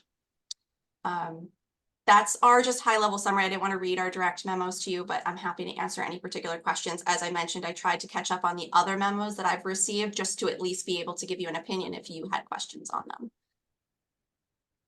Questions for Marissa? I had one question. It seemed like the overlap of a concern that seems to be popping up is when schools, people going to and from school. And from the analysis you guys have looked at, are those expected overlapping with general school time? Yes, so with what they analyzed, they analyzed it as if it was overlapping with school times. Because that was the reason the worst case scenario traffic is highest when the school times are starting in the commuter traffic. They're stating that their shift would start by 7, which would not put the notable passenger cars onto the road. My concern was that they did something that they analyzed reasonable worst case, and that was the situation. But I can't tell you with any degree of certainty that they will operate outside of the school or not. All right, that's a different conversation we'll have with the applicant. Exactly. I just wanted to make sure I was understanding it correctly in your opinion of like the overlap and when the volumes are going to increase and not. Right, even with them taking it all with on top of the school, everything else, the analysis for volumes and levels of service shows that there wouldn't be a capacity issue, but that's not your concern. Your concern is having too many trucks mixing with school children, which isn't part of the synchro capacity analysis. Other questions? Just a comment. That was probably the most interesting traffic analysis I ever heard in my life. Thank you. It's a high compliment since I didn't have a slide deck, so thank you. Very good. I too appreciated the presentation and something you said towards the end was something I've been thinking about as well as the RFB, and I'm forgetting exactly what it stands for, but the flashing beacon for pedestrian crossing. It does seem that that is positioned near a corner, and I do worry about the high speeds and a car not slowing down in time to take into account, see the flashing lights slow down and not hit a pedestrian. Is there anything that we could do to mitigate that or improve that that safety? Yes, so there is an advanced sign right now that a pedestrian crossing is coming up. If you're going northbound on Norden Place and you're gonna go around that corner, the sign is there. When we really want to make sure people are paying attention and they see it, you can add flashers to that sign. So the sign itself will also flash and warn pedestrian crossing ahead. That could be added, and I believe is noted in maybe in TMPs as well. The other question you may want to investigate in the future is whether that particular crossing is needed. My understanding is that the intersection of Strawberry Hill and Norden Place didn't previously have actuated, safe signalized crosswalks, but the intersection is being retrofitted right now, as Craig mentioned, and is having all of those crossings there. If the majority of people are crossing before that intersection so that they were already being able to head toward the school because they didn't have any safe passage at the intersection, they will now have safe passage at the intersection. So the question becomes if that crosswalk is still a desire line or if it shouldn't be there anymore because it's not the safest crossing point in that stretch of road. That intersection hasn't been retrofitted recently enough that I can say with certainty that no one's on that crosswalk anymore, but I would recommend that that be part of the applicant's 6 months follow-up because that intersection would have been open longer, and maybe they can count this pedestrian crossing to see if there's anyone on it or if it does not need to be there anymore and alleviate that concern. Thank you. Ms. Torello, Yes. if I may, do you ever take pedestrian counts? We talk a lot about vehicle counts, and I'm wondering, how many pedestrians cross through that intersection on a daily basis going wherever they're going, whether it's at school time or in the middle of the day, whenever. Yes, so the applicant actually put a summary of their pedestrian counts. We always do pedestrian counts, particularly at signalized intersections. The applicant did do those both in 2019 and 2024. The 2019 pedestrian volumes were comparable or slightly higher than 2024. The summary they have, I happen to have it open in front of me. Craig, if I'm incorrect, you can speak to this, but at Norden Place and Strawberry Hill Avenue, there are 20 pedestrians on one of the pedestrian facilities at that intersection. In the PM peak hour between 4 and 6 p.m., there's 10 in the AM between 7 and 9. Generally, the PM had up to 20 pedestrians at the intersections that they looked at along that stretch of roadway. And in the AM, there was 5 to 10 for each of the intersections that they collected. Thank you. And that was the same for 2019 and 2024? So 2024 was either very, very similar or slightly lower. So I just gave you the higher numbers, which are the 29 numbers. Thank you. And does anybody know, is there a crossing guard at that intersection during school time? I personally can't speak to that. It was not noted in the traffic study that we received. Okay, thank you. Anna, do you walk there during school time? Do you know? Maybe not. Okay, thank you. I stopped walking there during school time and had my bus stop moved because it was so dangerous. So no, I do not know. Okay, thank you. Any other questions for any of our consultants tonight? Or for MTA or myself or Kiva Cobra? Anybody want to go first? Or should I start? Go ahead. I love it. Do we even get an intro? I haven't got an intro. I guess they may have a question. First off, I saw in the response to staff about MTA not considering drop off from the train at the site. I was wondering if we can talk a little bit more about that. How is that considered? I've noticed at the Stamford stop that happens from time to time, so it seems like such a perfect opportunity. Why couldn't that have happened here? Then if you wouldn't mind, if I could have Anna Bonilla. Yeah, of course. It would be better for her to just, Anna, could you come up? Just come on up. Nick, could you please repeat your question? Yeah, so one thing that staff raised was, hey, look, the trains tracks go directly behind the site or across the street from on the site. So could there be a stop there that encourages employees who are going there every day to take the train there?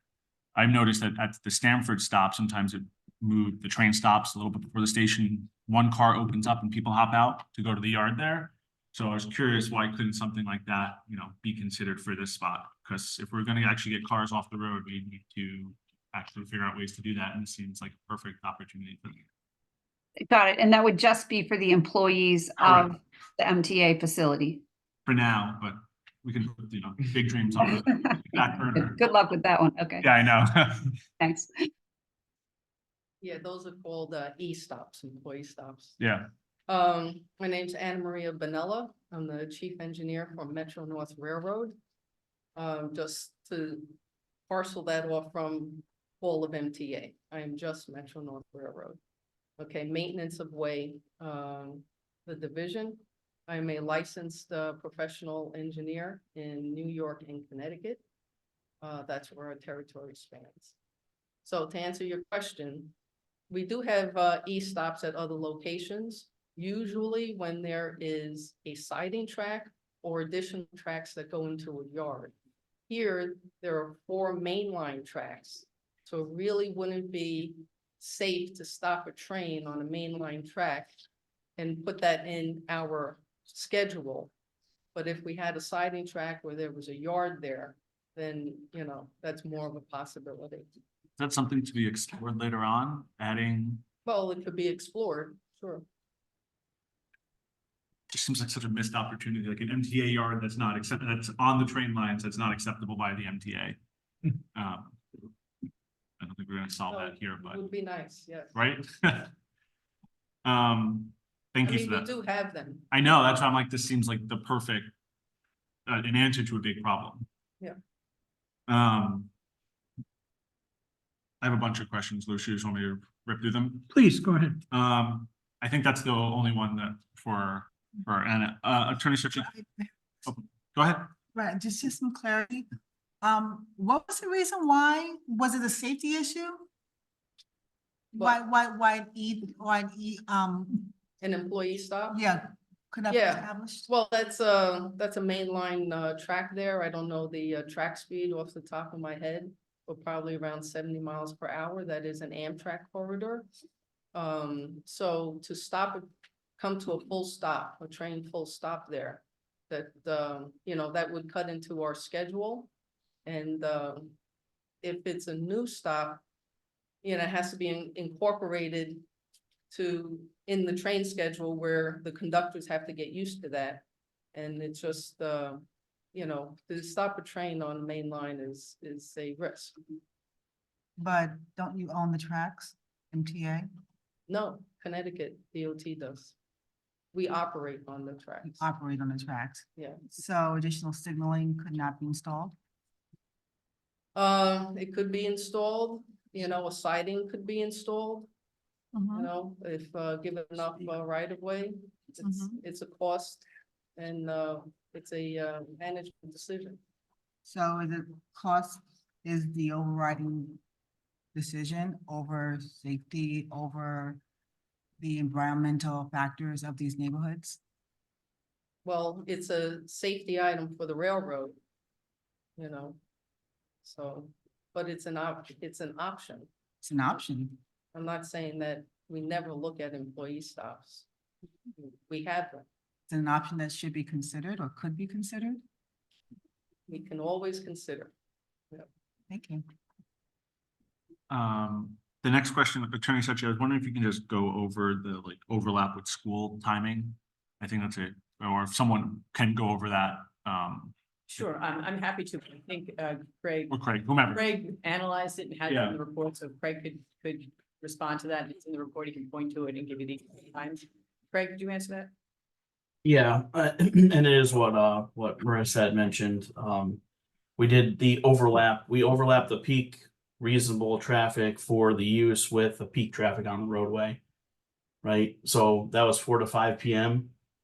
Right, so we took the maximum. We took counts at each intersection during the peak periods. We found the maximum peak hour. We took that as the number. We grew it by a growth percentage, and then we added our traffic to it. Yep. So that it's like they occur at the same time. So sorry, Craig, I think I'm asking a slightly different question. Yeah. It seemed from reading the materials, it seems, one of the big concerns the public has, and understandably, is traffic is going to be coming to the site and leaving the site at the same times that people are going to school. From reading it, it seemed like that wasn't the case, that they're actually off. And I'm assuming with MTA, we'll be able to have a really good neighbor policy where if those things, people are noticing things, it's going to be a quick way to handle that. That's sort of what I wanted to confirm a little bit around we're not expecting employees to really be showing up, and that's pretty controlled before school. We're not really expecting the trucks to be leaving until sort of after the school traffic, and then the same in the afternoon. Correct. So yes, that is the case, right? That table that I showed in the presentation, maybe I could bring it up here again. We could talk to that. I'll actually share my screen this time. Okay. Everybody can see that, right? Can you zoom in on it? Yeah, let me actually do the slideshow. Get my telescope. Is that better? They can't see it though. Oh. Yeah. So the goal, obviously, I think in general, right? These are MTA employees. They work in the whole MTA territory, most of which resides in New Haven and Fairfield County. There's a lot of congestion during the peak hours. They try to avoid that. They purposely stagger their shifts to avoid that, right? So their shifts start at 7 and end at 3 for that reason. Most of the staff will come in before 7, is what we're showing here. There'll be limited traffic during the school peaks in the morning, right? 30 or 35 trips. Right, this is based on the real operations. This is not what we analyze. This is what we think is going to happen based on what they told us, right? And then the afternoon peak hour, we have the situation where Hold on, Craig, just hold on 1 second. In the morning, that 35 out, Yep. or between 8 and 9. I thought I read that actually more like 8:30 to 9. Is that? that it is sounds correct, like right? school starts is like 8:10 or something like that. Right. So we're trying to stagger it. I just want to bring up my notes about No, I this. just want to make sure I'm checking these. Yes. So the schools on Strawberry Hill Avenue start between 7:30 and 8:15. Okay. What you're saying is correct. I'm showing an hourly number here for the sake Right. of simplicity, right? But yes, the idea No, I is totally get that. I just wanted to check that. right. So they stuff I basically was reading was checking out here. yeah, they're going to wait for that peak hour traffic to dissipate before they leave the site, both on the local roadway network next to it and I-95, which could take till 9 or 10 o'clock, depending on the location in the day. So that's that. Those are those trips, right? Those 65 trips that occur in that morning peak will generally occur after the school has already started, right? The school starts 7:30 to 8:15 a.m., right? In the afternoon, the school day ends between 2:15 and 2:50 p.m. Right? So right in this area here, right? And yes, there will be some traffic returning to the site during that time. In order to account for that, we're taking this 85, right? This 85 trips is the PM peak trips that we're analyzing. And shown from this screen here, right, on Strawberry Hill Avenue, we see that traffic builds from the midday all the way through to the PM peak hour of 4 to 5 p.m.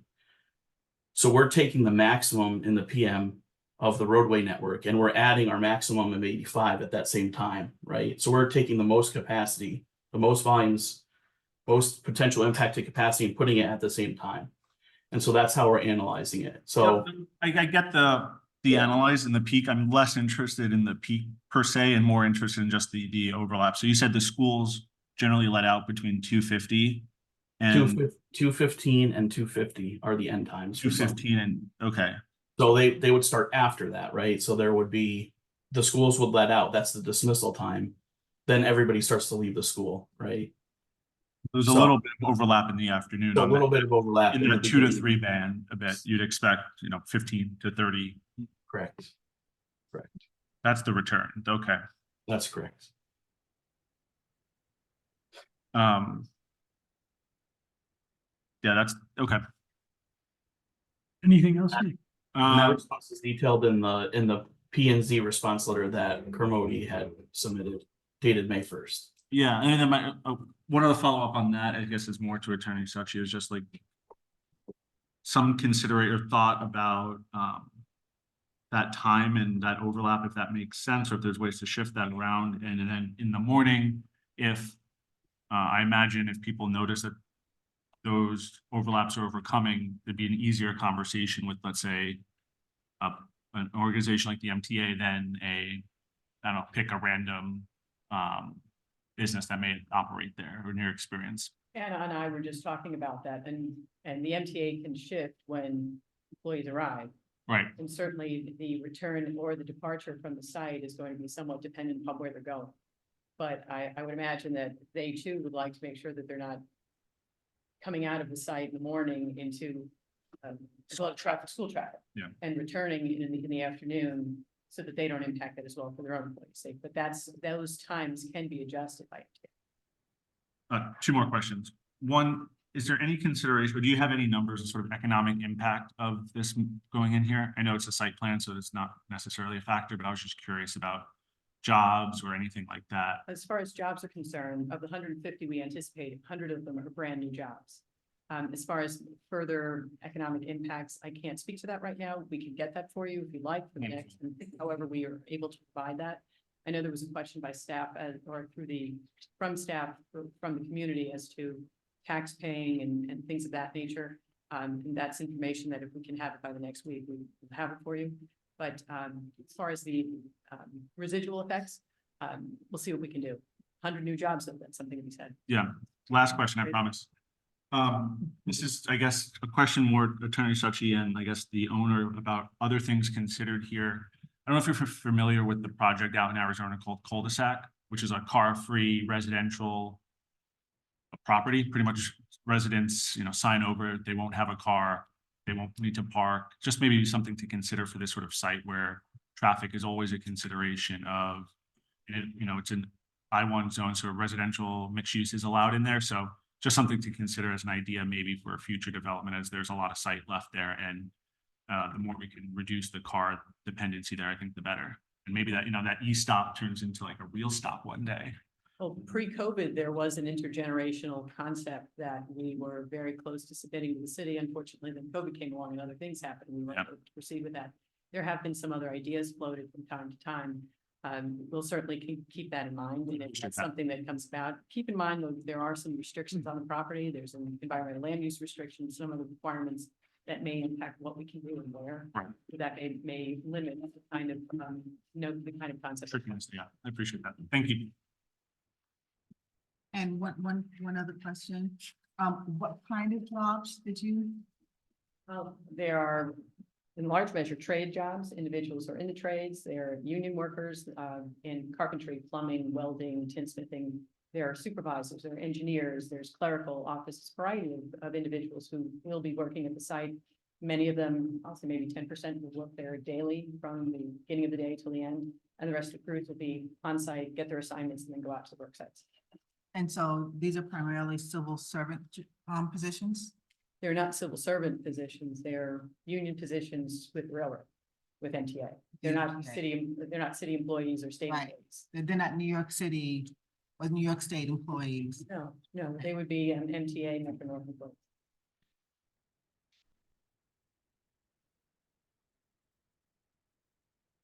Any other questions? Attorney Suchi?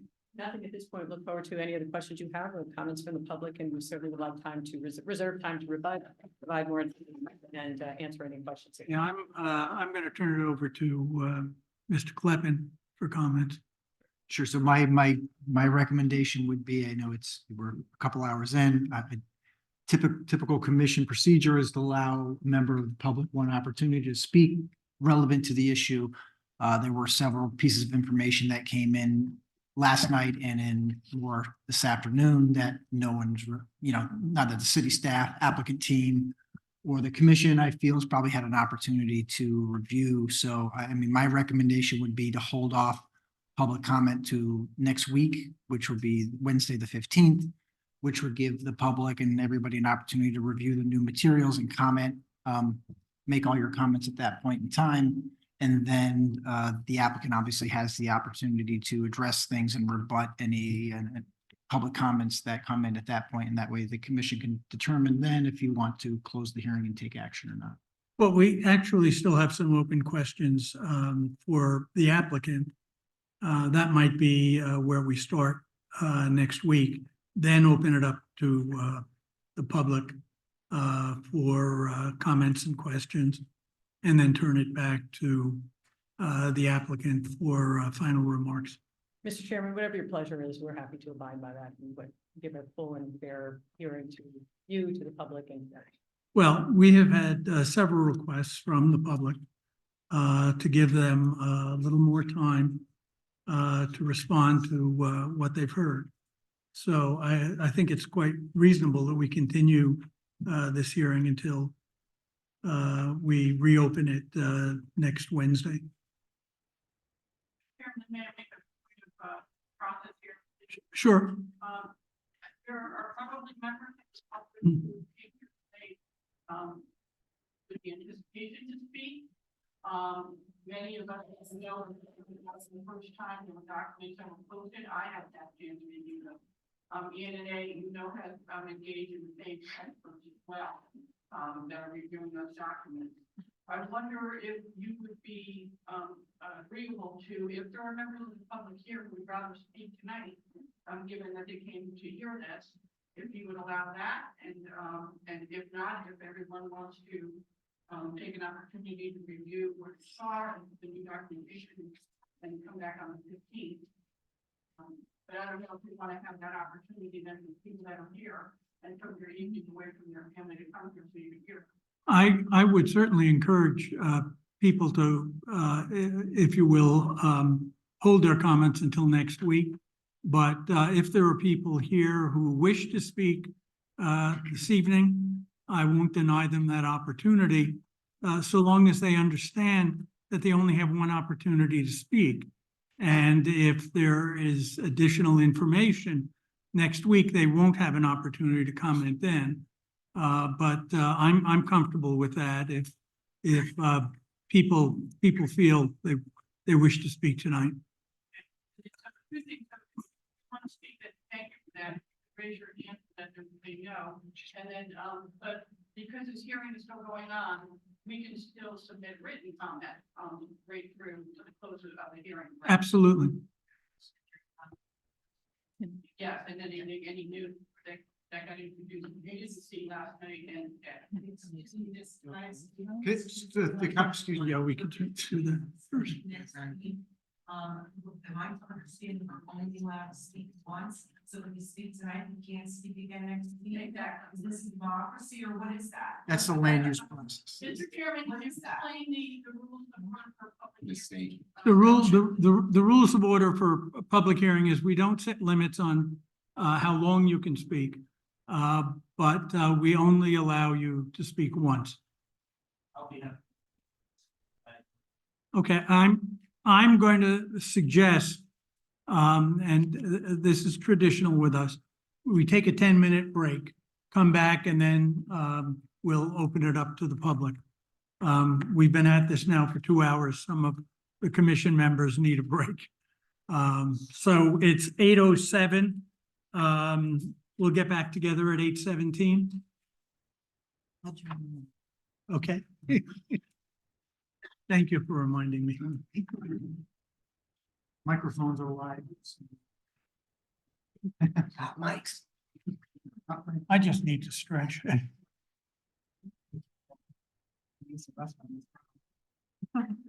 You going to the mayor's? Yes. Good. Yes, you will. Open up, we're going to open the meeting to the public. Let me explain how we do that.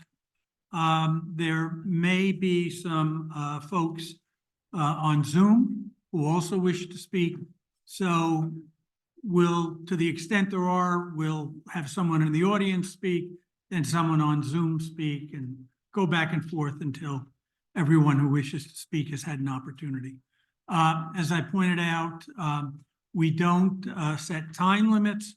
Nonetheless, we ask that you be as brief as you can while making all of the points that are important to you.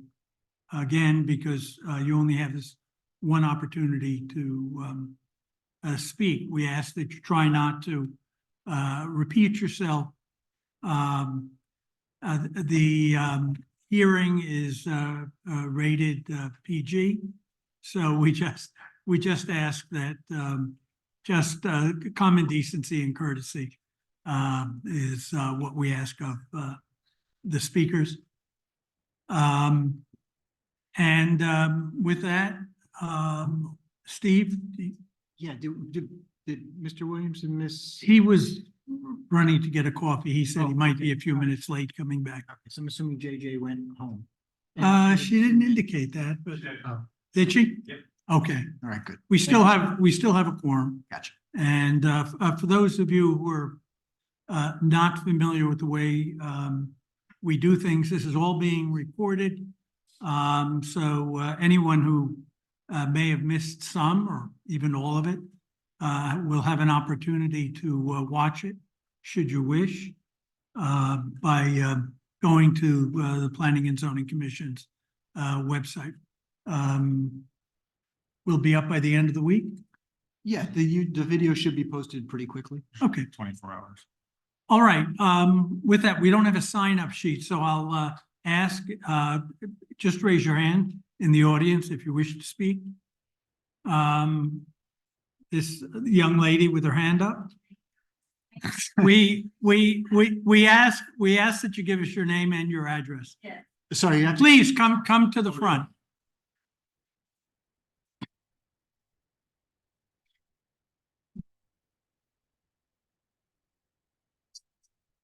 Okay, it's, my name is Karen Cole, C-O-L-E, Olmsted Place, 24 Olmsted Place, on the corner of Knickerbocker.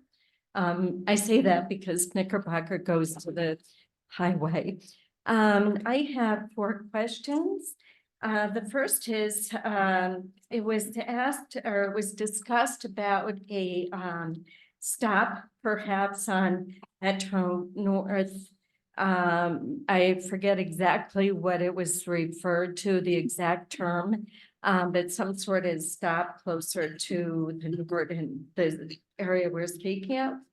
My question is, or my comment, I guess, in relation to that is East Norwalk is a big train stop, and it's probably, I guess it's probably 10 to 12 minutes to walk to the site we were speaking of. And that seems to be a lot of people in East Avenue walk at least that and up to an hour in our city to get to the train station. I would think that that could be a viable option for DOT, MTA employees.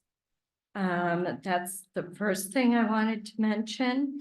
And the second is my concern about pollution, increased air pollution, specifically if many of those trucks are diesel trucks that will be driven out of that site to go to their work areas.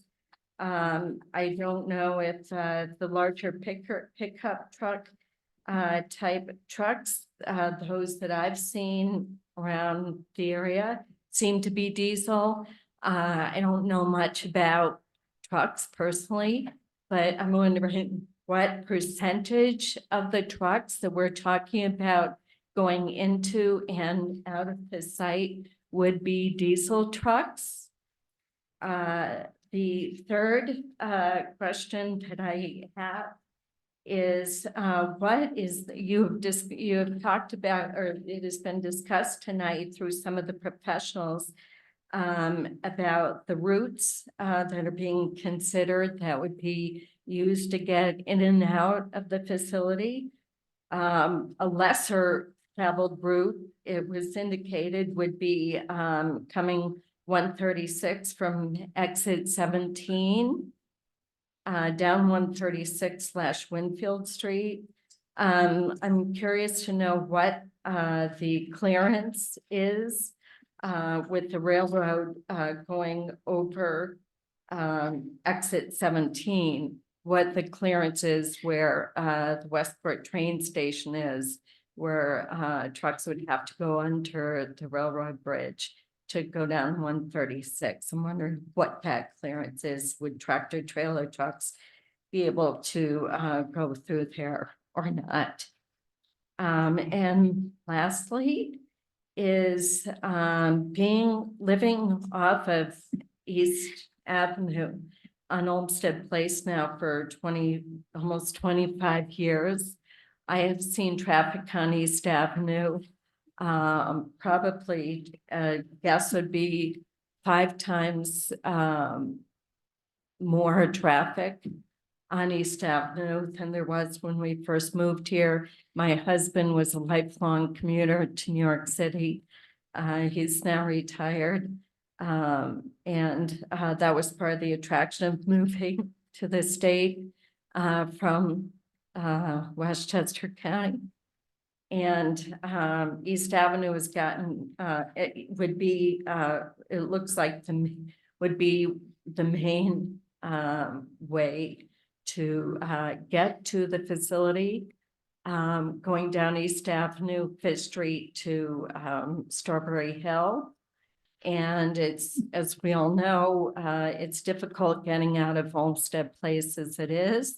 It has helped to have the box painted on East Avenue to stop traffic. I can't say it stopped it entirely. I want to say it's probably 60 to 70% helpful in our favor. But I fear that between the buses, the commuters, the new construction at Mill Pond, with 77 new apartments, all these factors are adding to the traffic on East Avenue. And I would like to know if East Avenue, it is on the route, obviously. I hope that is part of the traffic study. So I would like to know if it is. Thank you. Okay. There is something I failed Thank to mention. I apologize for that. This isn't a dialogue between you and us. Right. It responses will be provided eventually by the applicant themselves. I understand. Our responsibility is to listen, to take in the information, to weigh it as we're making a decision. But Okay. these questions should all fall within the purview of the response from the applicant. Terrific. Thank you very much. Thank you.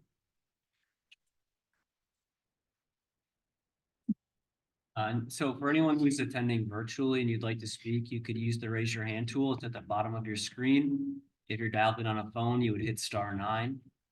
And the first person lined up is Nancy. Just need you to say your name and address for us once I bring you.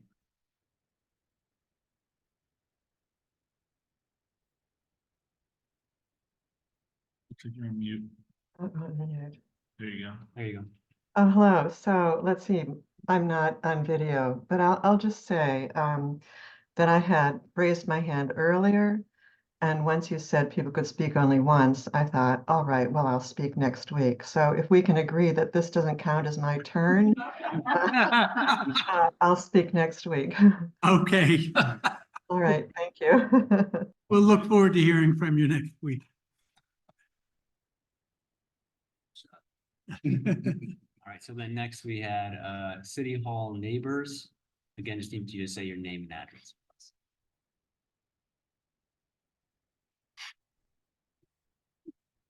Guess they're starting on mute. There you go. Yeah. Hello. We can hear you. Great. Thank you. My name is Anthony Pavia. I reside at 34 Buckingham Place. And I am one of the founding members of the City Hall Neighborhood Association, which is actually on the other side of 95 from the East Norwalk Neighborhood Association. I think concerns from our neighborhood association really center around traffic.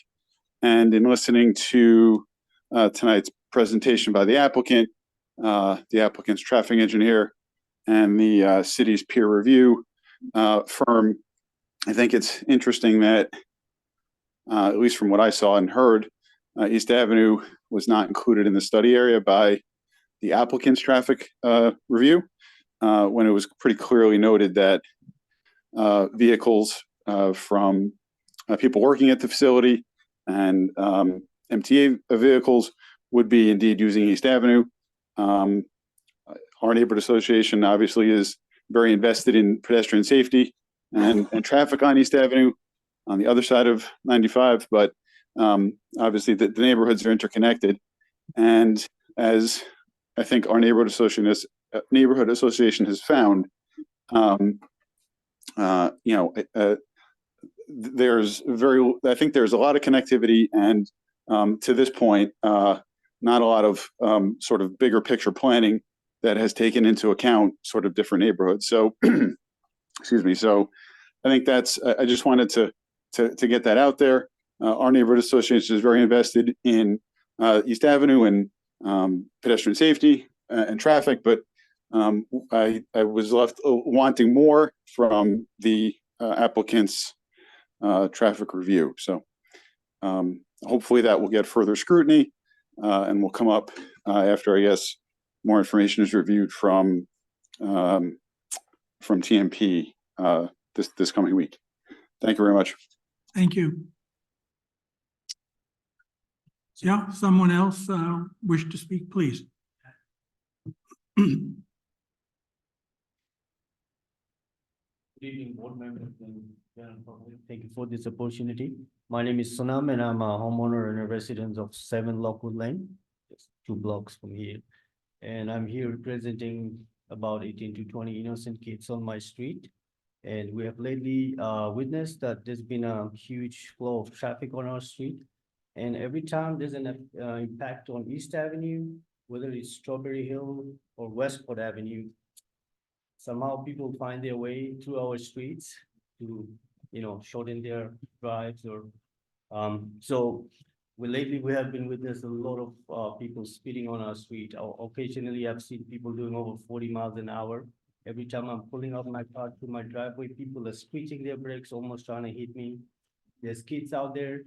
Things have gotten so out of hand that parents actually, and they're breaking stop signs, that parents have to handwritten a big note posted below the stop sign saying that stop means stop, don't be a jerk, kids play on the street, and you can still go there, the signs are up there, and there's just a matter of time, there's going to be a disaster, and I don't know why this area has been out of this research, and I would highly request you to please do some more research on the traffic pattern around the streets, because 7 Lockwood Lane, there's almost every family has about 1 to 2 kids. They range from a newborn to a 12-year-old child playing on the streets, and so we're very concerned about those kids, and we don't want anything to happen to our little kids. And so I would appreciate if you could do that. The other plan was to request for speed bumps as well, but I also found out that it is considered a snow route, and therefore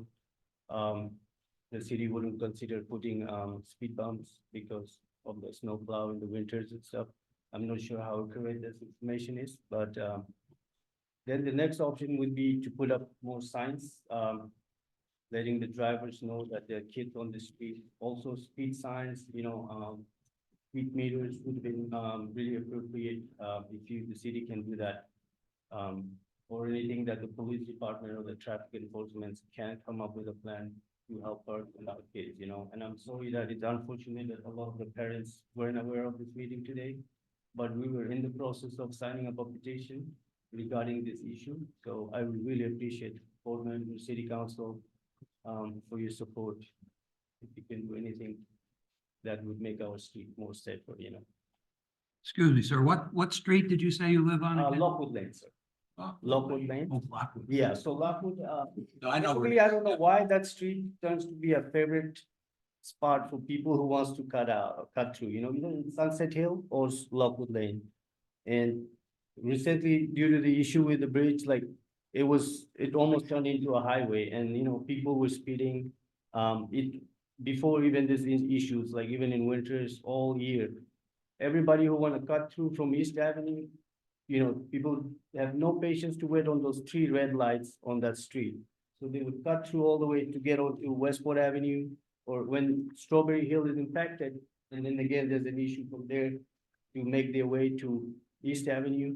So, I mean, there's more than, cars that are supposed to be on the street, where every family has, 1 to 2 kids, and I'm talking about 18 to 20 kids on that block, So, this would be my concern, and, I would have spoken more next week, but since I wasn't sure if I'm gonna make it, I came really unprepared, I was walking my kids, and then I saw the sign saying like, oh, there's a meeting. And I'm like, okay, drop the kids home. I ran here, saying like, this is something important I gotta bring out, so I really appreciate it.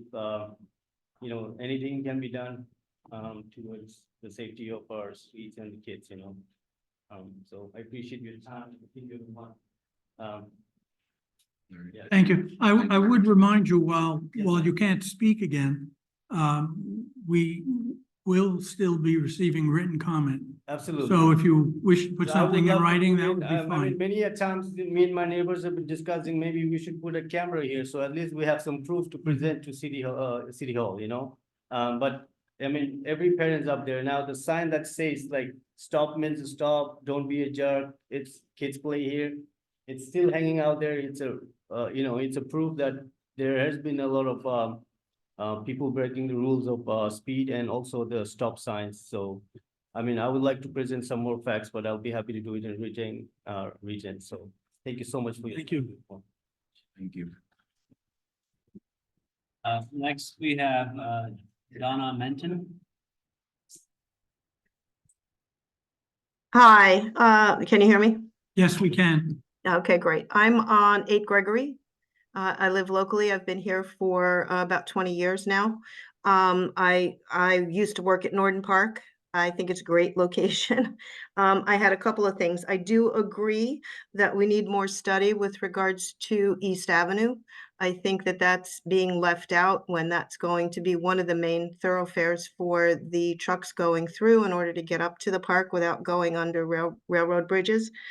And I have more of a question, and I'm thinking it's probably a moot point, but if I'm wondering if anybody has ever approached the state about requesting a new exit ramp off to the park. The park is right on 95 or right on Strawberry Hill. But if that's something that's ever been considered, I'm sure it's a long-term thing if they did approve it, but it might be a way to ease traffic going through East Norwalk and into Norton Park in some way, shape, or form. They just did all of this wonderful improvements on the bridge there. And I think that's something that could have been considered. I think that, they need to control the traffic coming through East Avenue, even considering what's going to be happening over the next couple of years with regards to the walk bridge improvements and putting all of the wires underground and the mess that we've already got under the railroad bridge right there. But I think there's options. And if there's some way you can get the state involved to create a new exit, I don't know if that's a possibility, but I think that would be an excellent option for the office park there. Thanks. Thank you.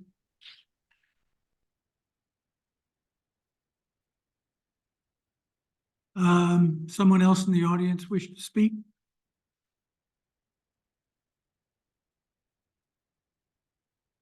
While we wait, if anyone online would still like to speak, you could still raise your hand by using the raise your hand tool at the bottom of your screen or hitting *9 if you're dialed in on a phone.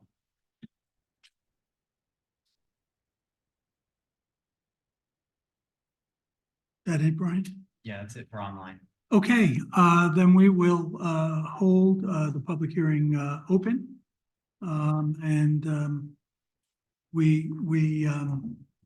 We will meet again next week and continue this dialogue. All right, with that, we do have some additional business. Steve, do you want to start with the discussion on the amendment to determining residential building heights and multifamily buildings? Sure, and Brian's gonna have to pull it up because I don't have access at the moment, but I can start with that as he pulls it up. You recall that as we redid the code, the impetus was to try to make the code as consistent throughout the city, regardless of whether it was did you do that? Regardless of whether it was a commercial zone, mixed use zone, or it was a single family zone. At the end of the day, all the single family zones were not considered part of the form-based code and were just kept with traditional zoning. Yeah, we're gonna feedback somewhere, sorry about that. But so we tried to make the regulations as consistent as possible in terms of how things were regulated, particularly with building height. We looked at a story calculation as well as what that individual story height would be within each structure. We started trying to apply that in the residential zones with the single family house, and it's too problematic because you might have a scenario where somebody has a sunken living room, they have a cathedral ceiling, and they wouldn't be able to do that under the existing regulations. So our thinking is it's probably better to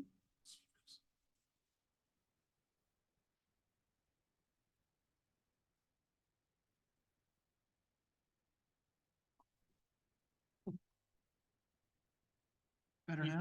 Yeah. Whatever we did worked.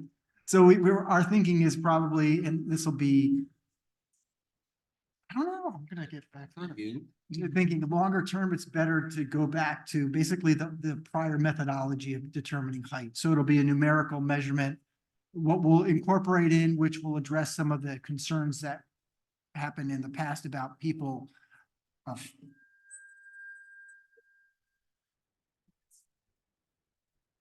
Can we simply turn the volume down, son? Okay, thanks. So in the past, there were problems with people filling their property, artificially raising the grade, using one aspect or one portion of the site to determine the height. So the new concept will have some things that we carried over and some things going back to the prior methodology. So we'll have to calculate an average grade around the building. We allow them to fill 3 feet on the property, so that will remain. That will alleviate the large filling concerns that were not part of the new regulations. But once that average grade is determined, they'll measure the height from that average grade. So there'll be a numerical number that can be calculated. The architectural surveying engineering community is more familiar with that methodology. It's easier for them to implement. And I think the public has a better understanding of how that actually occurs. We apologize for the short-term hiccup of trying to implement something new, but I think it's better to cut our losses now and fix it while we can. So that's the impetus for that piece of it. The other part of the change is Steve, that. Sorry, before you go on to the other part, could you please explain how this would work if a property is in the flood zone where you would start measuring finished grade? So the flood zone, they have to build to 2 feet above the base flood elevation. So there's not an allowance for any additional height. They have to still comply with how that works. So if their lowest level is a story, then that counts as the first floor. Then they have, they're allowed 2.5 story structure. But we did, one thing it's important to point out in the zones, most of the coastal zones were prior in the B zone, a lot of them, but in that zone had a lower height than what we're proposing now. So they've actually gained 5 feet, if that makes sense. We can put this in a chart for you to show you if that's something that you find helpful. But I think it would be good in terms of the flood zone and whether it's a house has to start 8 feet or 12 feet above, depending on what the number is where they are. Yeah, I think that would be great. Yeah, we can do that. Thank you. That might help explain a little bit. But so there was some ways a little bit taken away, in some ways they gained. So we can put them and put little houses in your charts so people can see what it looks like. Seriously. If I can figure out how to do that, I will do. One other question on this first part. Is there anything we're losing by reverting back to the height-based standards? Like, is there anything we're missing out on from what we were doing in the new standards? No, what we tried to do with the individual floor to ceiling heights within the existing regulations was match it up measurement wise to what was existing. So if you did a 2.5 story, it was like a 10, a 9, and a 10, or whatever, whatever the numbers were. So it corresponded to pretty close to what the allowed height was previously. Okay. So I don't think it's a big change. I think over time, it'll just be, people will look at this and it'll be easier to implement. Sure. Appreciate that. The areas didn't like it. So I think we just tried to create a hybrid between, Euclidean and the form-based. I think definitely trying to figure out where we can fill those gaps along the way. It's definitely prudent. Sure. And I find this to make sense. And the second part that we're tagging on to that one is that, and this has popped up on a couple projects that people are talking about. And it's really on a couple sections of street off of MLK, is that we took a lot of time talking about multifamily housing and where that could go and under what circumstances. Because in certain areas, you want to have that ground floor commercial use to kind of activate the street and have live in the street, but that doesn't always work or isn't always a good idea on every section of road. And if you think back to a couple of projects you approved, the former YMCA site along Maple Street, also the larger development that you approved last year on Chestnut Street where they had walk-ups, for example. We thought that was a nice way to kind of bring some energy to the street without having that commercial front. So the city's, still looking to redevelop the Webster lot, and contemplated with that project was potentially having like a townhouse style along the MLK portion of that. So what we tried to carve out was we still would allow, it's their option really. So they could put in a commercial component if they wanted to, but if they felt that that really wasn't appropriate for that specific site, they could switch to having some kind of walkout or, a walk up, or maybe there's a garden style unit where they have a lower level access. Kind of more of an urban style development. Love it. Okay. That one I think is a little simpler than the Heights one. All right, should we bump up to the first item? Daycare uses? Sure. So we put together a memo and, unfortunately we didn't get to it last time when Michelle was here because she was the author of that report. I think she did a pretty good job of kind of researching it from all angles and trying to, what other communities are doing, what we're actually seeing from the daycare providers, what our Board of Education is seeing, is there, within the existing system, is there kind of this missing piece that we're seeing? Are we not providing enough opportunities for daycare? And just based on Michelle's analysis in terms of, what available licensing is between the existing facilities, there is the ability for a lot of them to add more capacity. Now, maybe there are individual site constraints on those properties that prevent them from doing it, or maybe for staffing reasons, but it's not the regulations that are holding them back from doing that. I think we did get a couple of requests for, a much larger scale operation to allow that in residential zones. And, our staff's opinion is that, maybe that's not appropriate to have those in certain residential areas. It's just because that you're talking about a large scale operation, which might not be quite as fitting. So I think within the existing system, there's capacity to add more.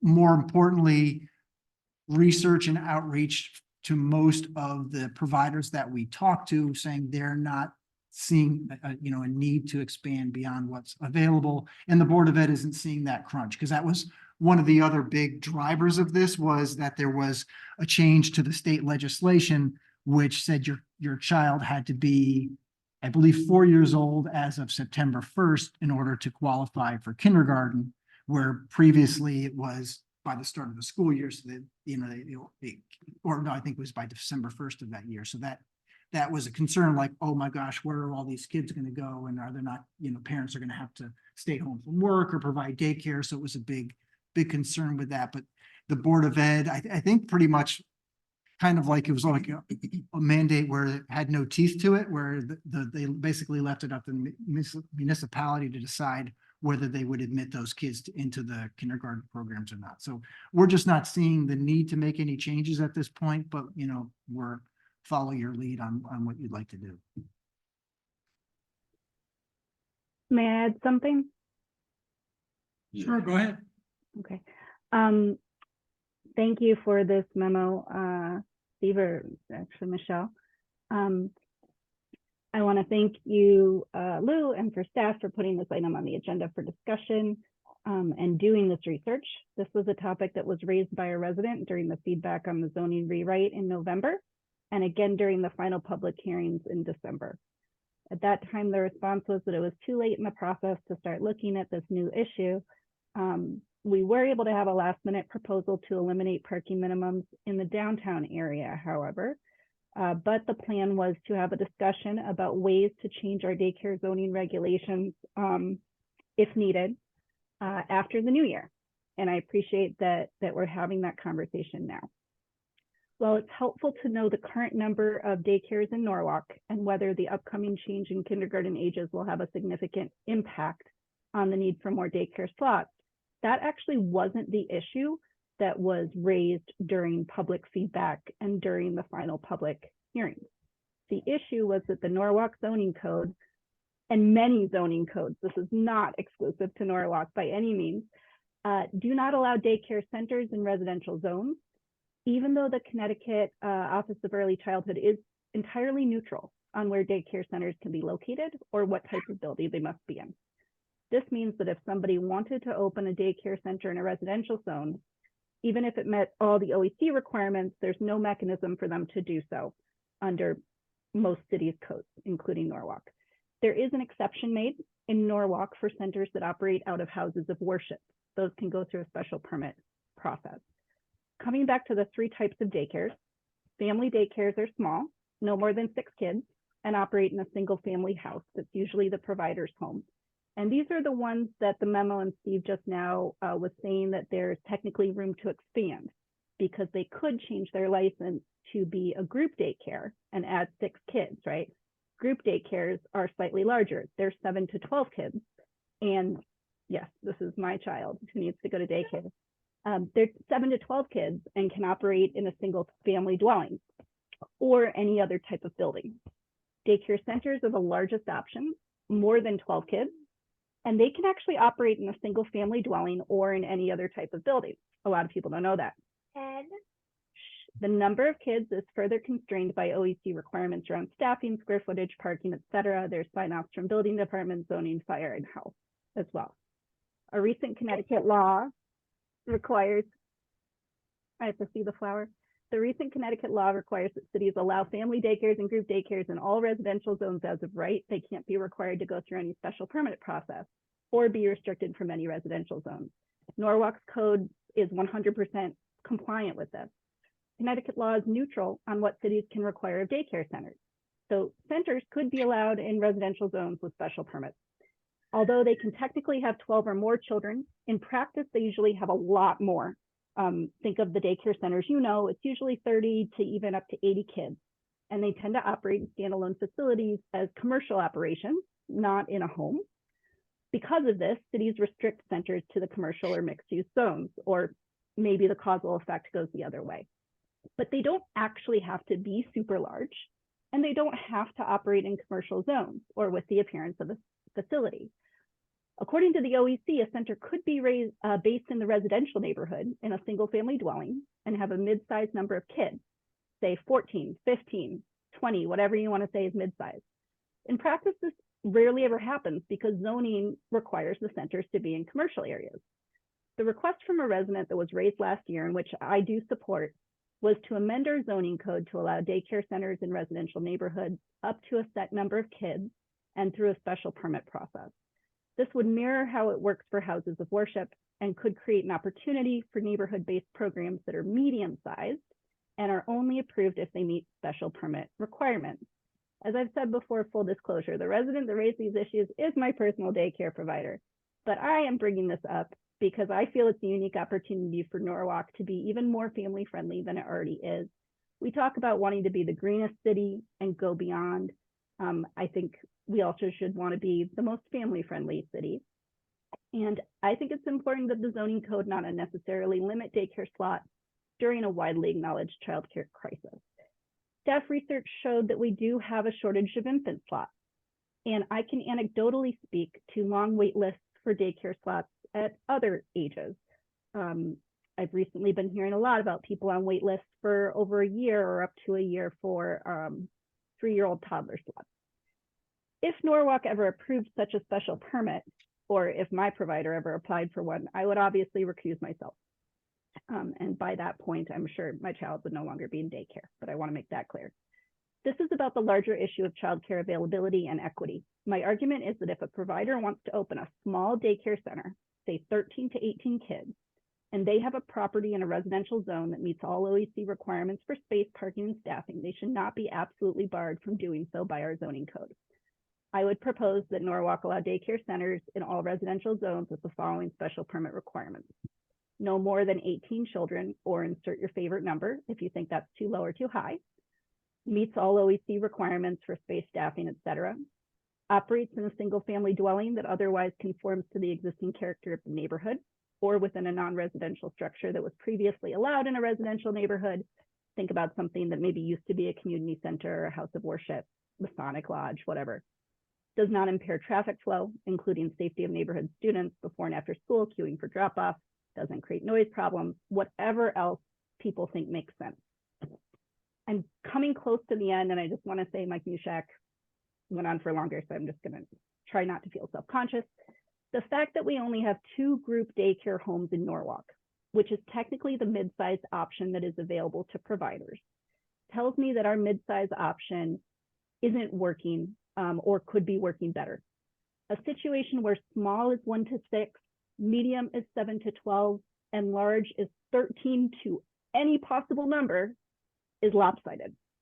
I'll add that it was first brought to my attention because there were grants available from the state for daycares to be able to expand their size. But if a group daycare was already at 12 kids and had the room to expand, they couldn't because of zoning. It would make them a center, they're in a residential neighborhood, whatever. Although that particular grant opportunity has passed, I've spoken with Mary Oster about this. I've also spoken with the Norwalk licensing supervisor about this, and I'm told they come along regularly. And it's a shame that the state is providing grant money to expand. Some homes might be expandable, and the only thing blocking it is the addition, is our zoning code. Everything I've said tonight is based on my review of OEC regulations. I double checked, as I said, with the licensing supervisor for Norwalk, Mary Oster. I also spoke with Jade Thomas, who's in charge of policy for All Our Kids. That's the group that was involved in the legislation to make sure that family and group daycares were allowed as of right in residential zones. These conversations made clear to me that although some people think that centers can't be home-based, per OEC, they totally can be home-based, and the restriction comes from zoning. Lastly, the ability of providers to have small centers, 13 to 18 kids, whatever your favorite number is, in residential zones would allow far more slots near where families live, reducing car dependency, which is in line with our goals for a greener city. And I thank you for letting me go on and on. That's all I had to say.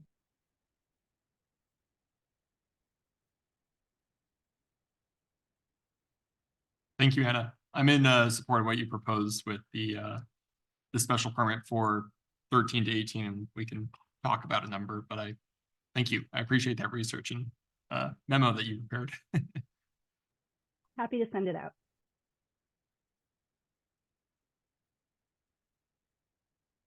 All right, we're not Not ready. we're not moving on action this Right. evening in any of these items yet. I mean, I'd be curious, I mean, it sounds like there's some disagreement on facts around what's the need versus not, so I guess maybe next time we can talk about that. Michelle found like what's capacity versus not, so that'd be interesting there. Nick, would you mind coming a little closer to the microphone because I can barely hear Oh, you? sorry, I was just saying there seems to be some disagreement around capacity and whether there's capacity or not from what staff found versus what Anna was saying, so I'd be curious just to double click on that a little bit, but I don't know. All right, let's move on to the third item. capital budget ordinance changes?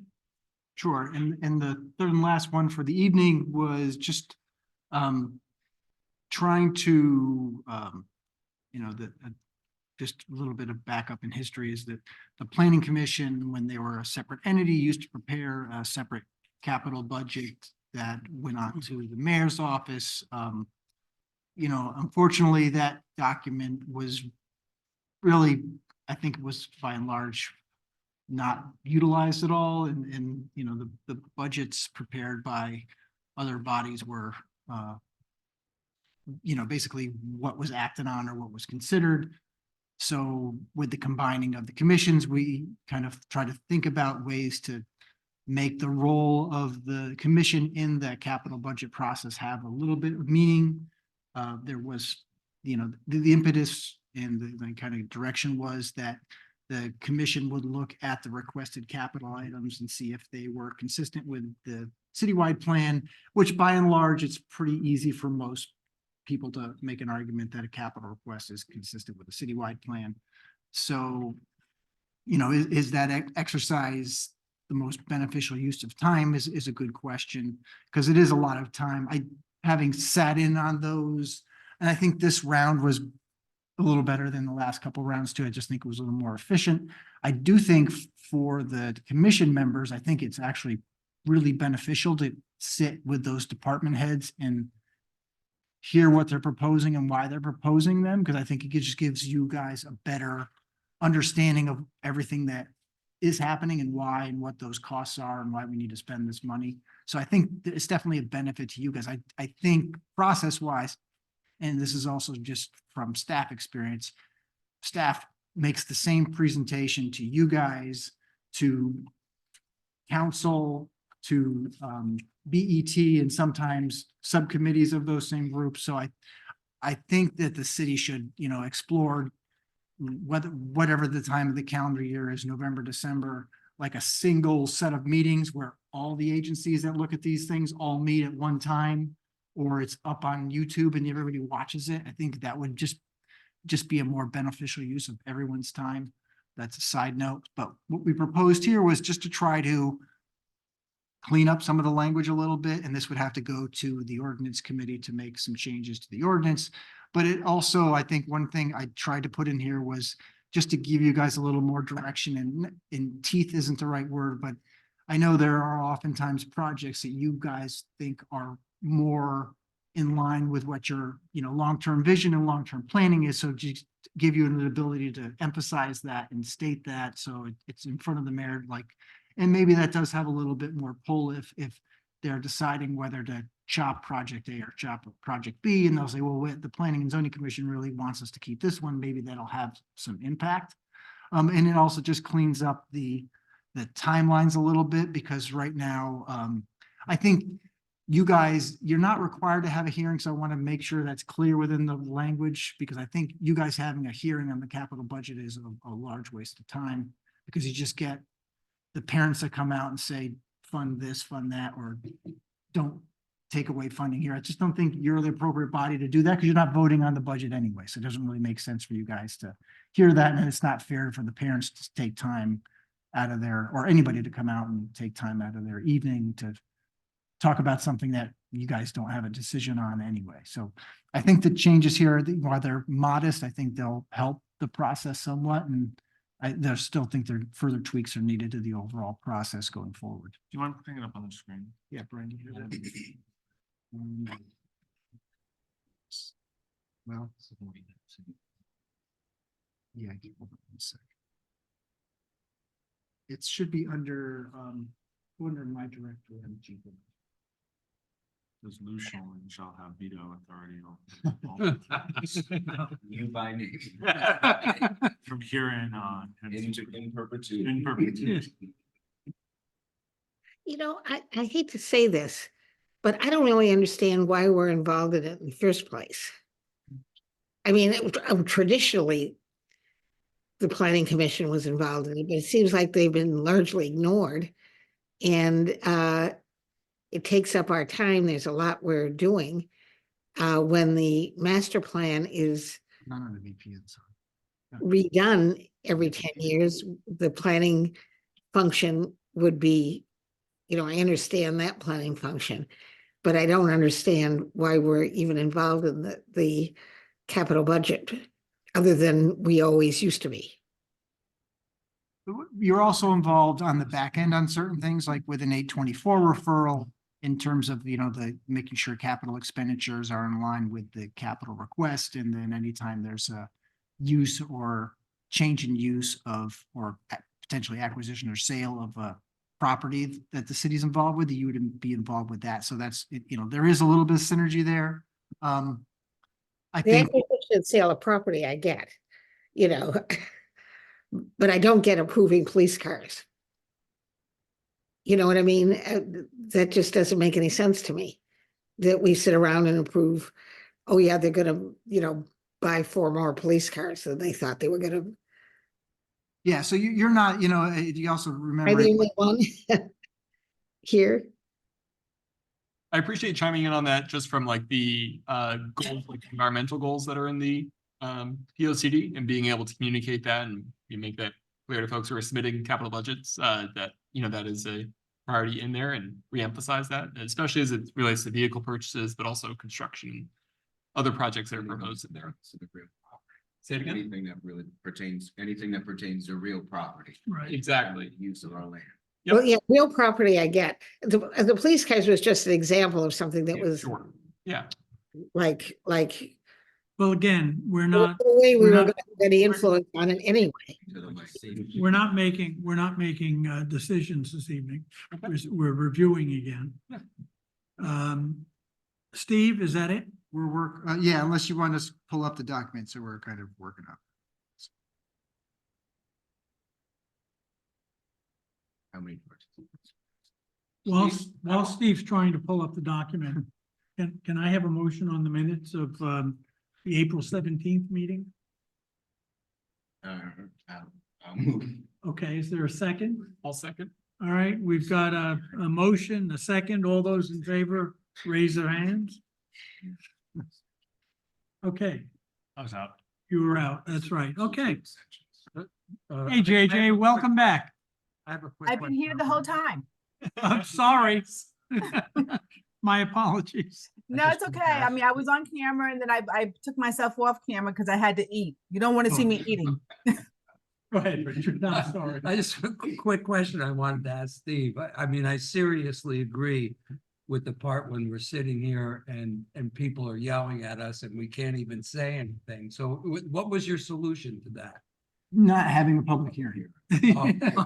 But the thing is, I think that also comes down to what the public's view of our role in this really is, and I think that they just don't have a full view of our role. Right. Well, when we're sitting here wondering I'm not why sure we're we're doing around. it. Right. Because we're the POC Understand compliance committee, basically. Yeah. We all know the budget process.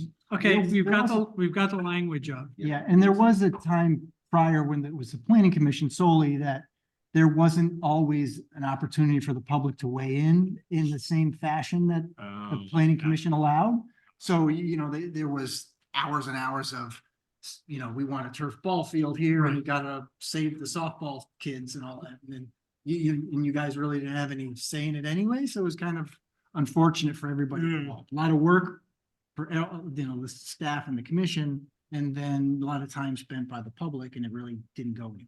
Can you scroll down, Brian? But now there is outlet through council and elsewhere where folks. There is a hearing that occurs on the capital budget, but I don't know which body does that and when, so. Okay, but there is that opportunity for the public to comment. Yeah, there definitely should. too. Yes. Nick, have you had a chance to look at it? I'm just not, so what's different? I mean, sorry, I don't mean to be, like, I see the red line, but I just read it, and like, what changes in your mind? Like, which, like, what part of it is like, empowers us differently? Yeah, it's not really from a power standpoint, more Okay. or less. I think it's a little bit of timeline and process. Okay, And then just a little bit trying to emphasize if you guys really feel that there's something you want to see, either, maybe there's something you think is just a bad Yep. idea. where's that part? Like, where's that part in here? I really want to see like the dates and the controller. I think it's Under the first paragraph, under proposed changes. Make recommendations. So it's basically just the letter that we provide today, just adding stuff to that. Yeah, trying to beef it up a little bit. Okay. You know, I had asked for like a table or a bulleted list to help us understand the current and the future, and you did send something out. I don't know if you could pull that up, if that would help, but I have a hard time understanding this the way it's written as well.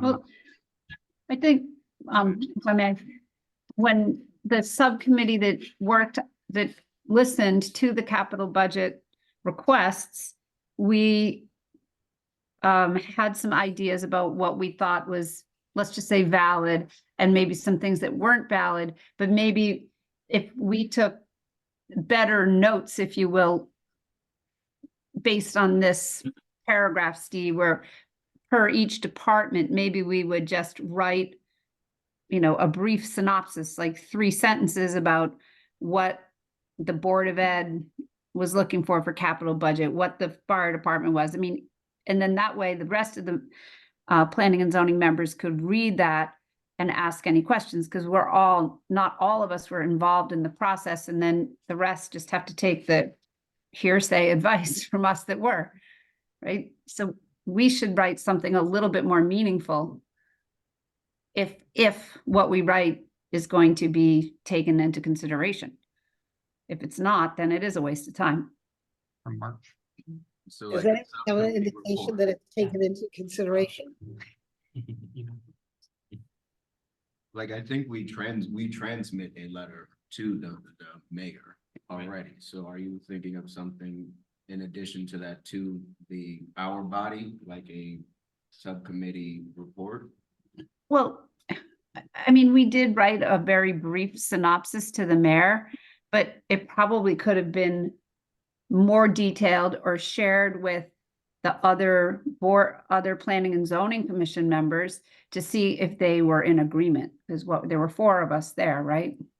Yeah. So that's not very many. I don't think everybody has to sit through it either. I kind of agree with Galen. It could be a big fat waste of time if we don't have any input over the information. Let's come So back. Tammy, quick question. Yeah. So does the summary also include recommendations? It include, in this last one that we wrote, if I recall correctly, it just included recommendations of what we thought were not capital budget items and that those should be removed. We didn't say, yes, add, 5 more police cars and make them all electric. I mean, we had that dialogue with the people that came, but we didn't write that out in our report to the mayor, no. So are you proposing that goes into the report? Well, it could be a little bit more detailed so that we could share it with the rest of the commission, and then they could say, or you all, whomever, could say, oh, I think that's a great idea, or no, it's not. It would just give you guys more of an opportunity to know what was there, but in a much more condensed version. Let's come back. We have to come back to the other 2 items, come back to this as well. Next time around, let's make some decisions. Okay. Steve, comments of the director? Yes, there might be one I'm forgetting, but we did send out a flyer that we're going to do enforcement meeting on May 30th, which is a Thursday night. Yes. It should be in community room, maybe. We'll find out if we can actually have audio video.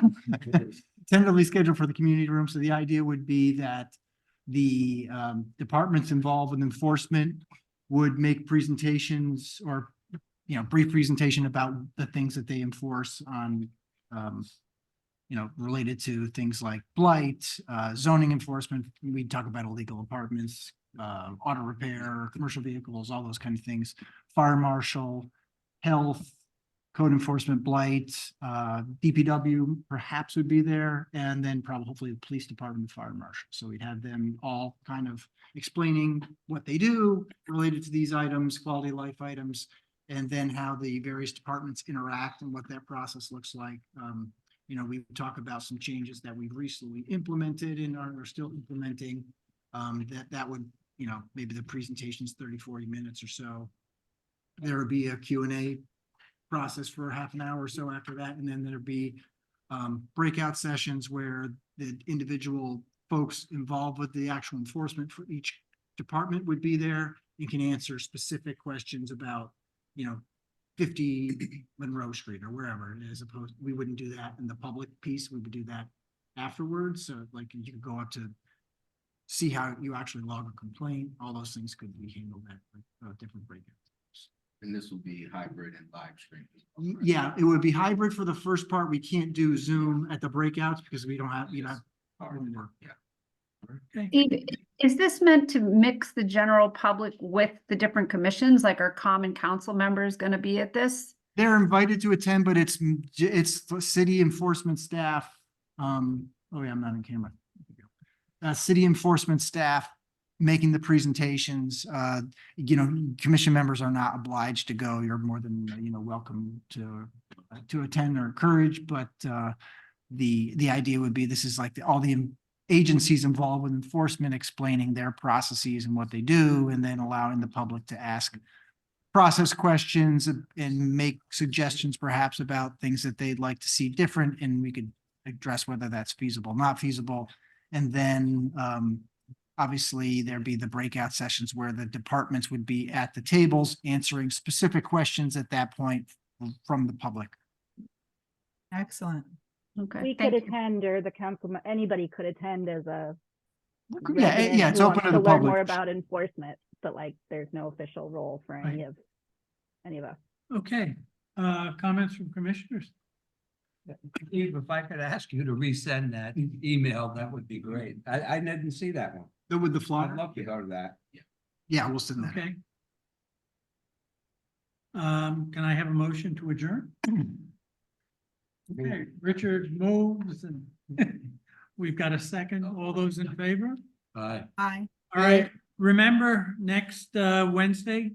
Yeah, we'll be- Same time, hopefully same place. Yeah, we'll confirm tomorrow. The room looked like it was open, so I'm assuming, and next year it's your regular night, right? Yes. So you should I have, think that's right. Yeah. we'll confirm tomorrow morning though. Okay, good. I may have a conflict for the first like 20 minutes to a half hour next week. What happens then? So we haven't figured out, so we could talk about this now if you wanted to. There's 3 items on the agenda, public hearing wise. You have Norden, the continuation of the public hearing for the Sono Hotel, but there's no public comment for that piece. So all it is you're receiving the report from the redevelopment agency who meets the night before, and then the applicant gets to talk about that, plus any traffic comments that got ironed out. So that shouldn't be too long, and then you can take action on that if you're in the mood. And then the second one is the Meadow Street. You got a preview on that. That's the existing indoor rock crushing Right, facility that's adding the second, rock crusher. yeah, second, well, not really a rock. Well, crushing, it's like Process. rock process. Rock processor. Yeah, right. so that's the other. We haven't heard no one's spoken to us about concerns about that one yet, so that one might not take too long. And I think that's kind of most of the stuff. But do we have an opportunity to change the agenda so that we can do the easy ones first? That everything is up, whatever order you prefer to do. You have all the power. Yeah, because my conflict is in City Hall. That's where my conflict is every day. Yes, I can imagine. I can imagine. But, you know, I would be in one room in City Hall for the first half hour. I could then zip up to wherever you guys are. Okay. But, I mean, you know, we could do it either, way. You know, I think you could take the other 2 items first, however you wanted to do it. And then it might be a little longer of an evening with all those there. I was prepared to be here. this one's It's not never 11. It's gonna go on forever, right? I think. We'll see. Yeah, I mean, what you could do is, you know, another option is you could, at the next meeting, just depending on how, I think you just play it by ear, however, how long public comment's going on. If public comment is done at a reasonable hour, you could take action, or you could, if public comments going on, you could just stop it for the night and let the applicant come back and rebut at the Right. follow-up meeting. You could. Yeah, then you can watch it on YouTube. You know, there'd be nothing lost if you miss part of it. Just so long as we have a quorum and, you know, it all makes Okay, sense. we are already adjourned, so Okay, great. have a Super. good week. Thank you. Thanks. Bye-bye. Appreciate it. So good night, everyone.